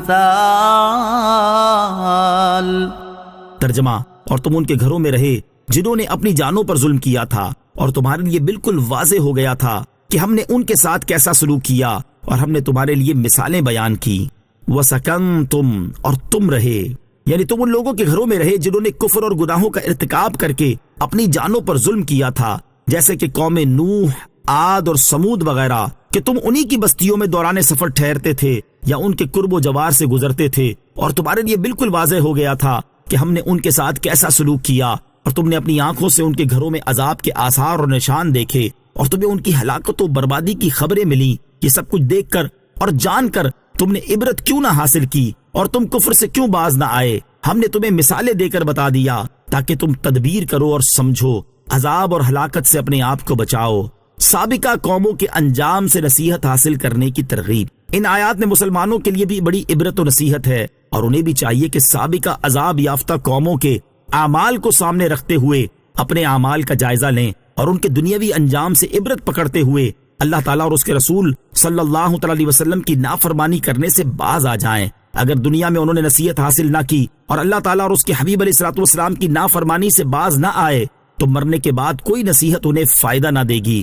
حضرت علامہ اسماعیل حقی رحمۃ اللہ تعالی علیہ فرماتے ہیں، اے مسلمانوں، غور کرو کہ انبیاء و مرسلین علیہ الصلوۃ والسلام اور مقرب اولیاء کرام رحمہ اللہ تعالی کہاں تشریف لے گئے؟ سابقہ بادشاہ اور جابر و سرکش لوگ کہاں چلے گئے؟ جب یہ دنیا میں نہ رہے تو تم بھی اس دنیا میں نہ رہو گے، تو تمہیں کیا ہو گیا ہے کہ تم ان کی طرف نظر نہیں کرتے اور عبرت حاصل نہیں کرتے؟ اگر تم عقل رکھتے ہو تو نیک اعمال میں خوب کوشش کر لو، اور اس دن سے ڈرو جس میں تم اللہ تعالیٰ کی طرف لوٹائے جاؤ گے، پھر ہر جان کو اس کی کمائی بھرپور دی جائے گی اور ان پر ظلم نہیں ہوگا۔ شرعی قیاس حق ہے۔ اس آیت سے معلوم ہوا کہ قیاس شرعی حق ہے، کیونکہ آیت کا منشا یہ ہے کہ وہ لوگ کفر کی وجہ سے ہلاک ہوئے، اور کفر تو تم بھی کر رہے ہو، لہٰذا تم بھی ہلاک ہونے کے لائق ہو۔ علت کے اشتراک سے حکم مشترک ہوتا ہے، اور اسی کو فقہ میں قیاس کہتے ہیں۔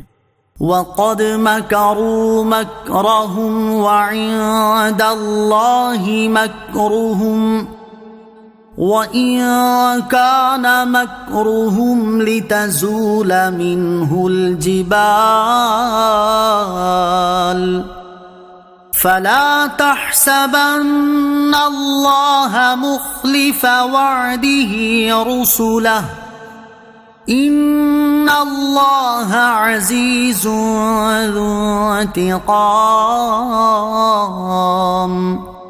ترجمہ، اور بے شک انہوں نے اپنی سازش کی، اور ان کی سازش اللہ کے قابو میں تھی، اور ان کی سازش کوئی ایسی نہیں تھی کہ اس سے پہاڑ ٹل جائیں۔ تو تم ہرگز خیال نہ کرنا کہ اللہ اپنے رسولوں سے وعدہ خلافی کرے گا، بے شک اللہ غالب بدلہ لینے والا ہے۔ وَقَدْ مَكَرُوا مَكْرَهُمْ، اور بے شک انہوں نے اپنی سازش کی۔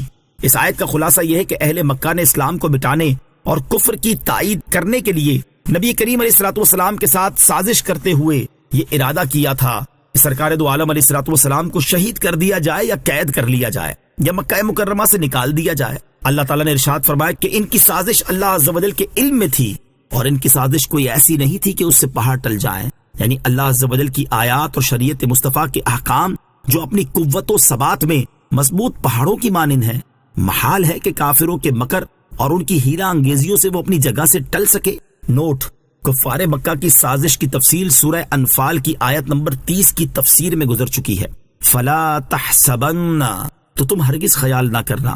آیت کا خلاصہ یہ ہے کہ اے سننے والے، تم ہرگز ایسا خیال نہ کرنا کہ اللہ عز و جل اپنے رسولوں علیہ الصلوۃ والسلام سے کیے ہوئے وعدے کے خلاف کرے گا۔ یہ تو ممکن ہی نہیں۔ وہ ضرور وعدہ پورا کرے گا اور اپنے رسول کی مدد فرمائے گا، ان کے دین کو غالب کرے گا اور ان کے دشمنوں کو ہلاک کرے گا۔ يَوْمَ تُبَدَّلُ الْأَرْضُ غَيْرَ الْأَرْضِ وَالسَّمَاوَاتُ وَبَرَزُوا لِلَّهِ الْوَاحِدِ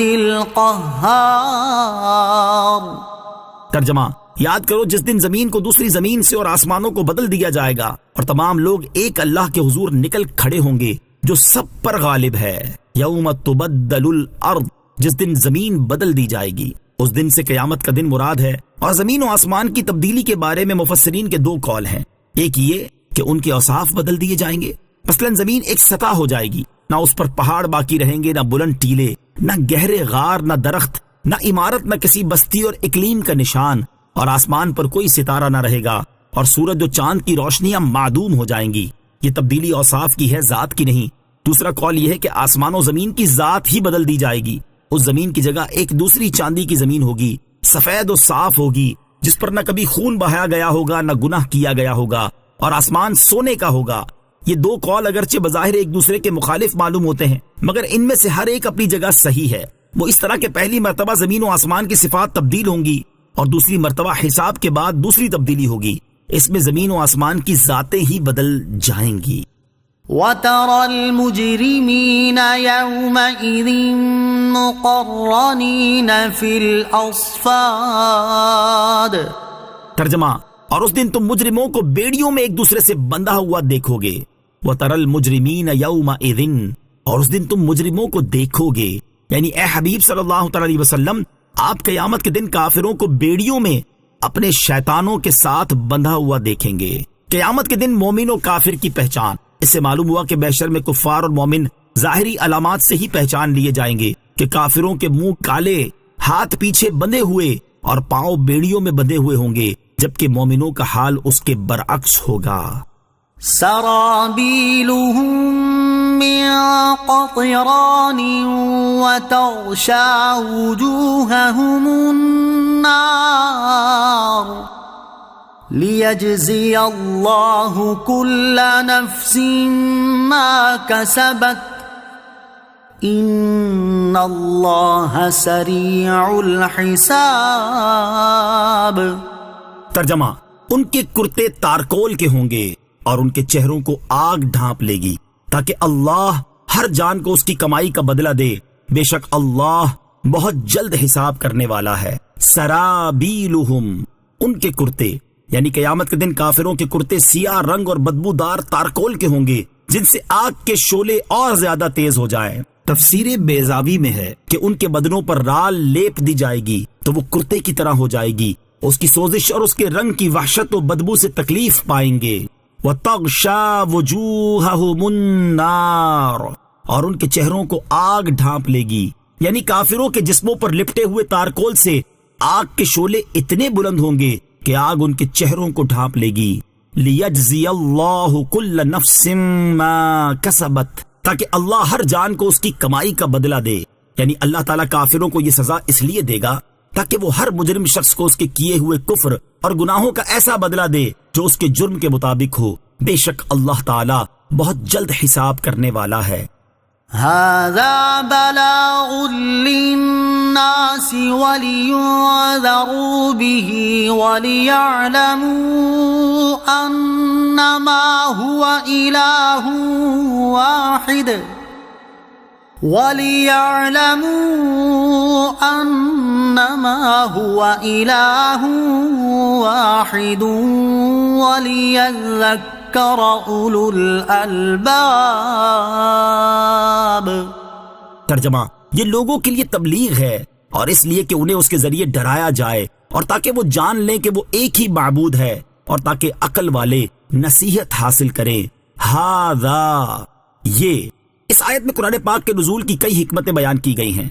نمبر 1، اس قرآن شریف میں لوگوں کے لیے تبلیغ اور نصیحت ہے. نمبر 2، قرآن میں موجود عبرت انگیز واقعات اور زجر و توبیخ کے ذریعے لوگوں کو ڈرایا جائے. نمبر 3، لوگ اس کی آیات سے اللہ تعالیٰ کی توحید کی دلیلیں پائیں. نمبر 4، عقل والے اور سمجھدار لوگ اس قرآن کے ذریعے نصیحت حاصل کریں.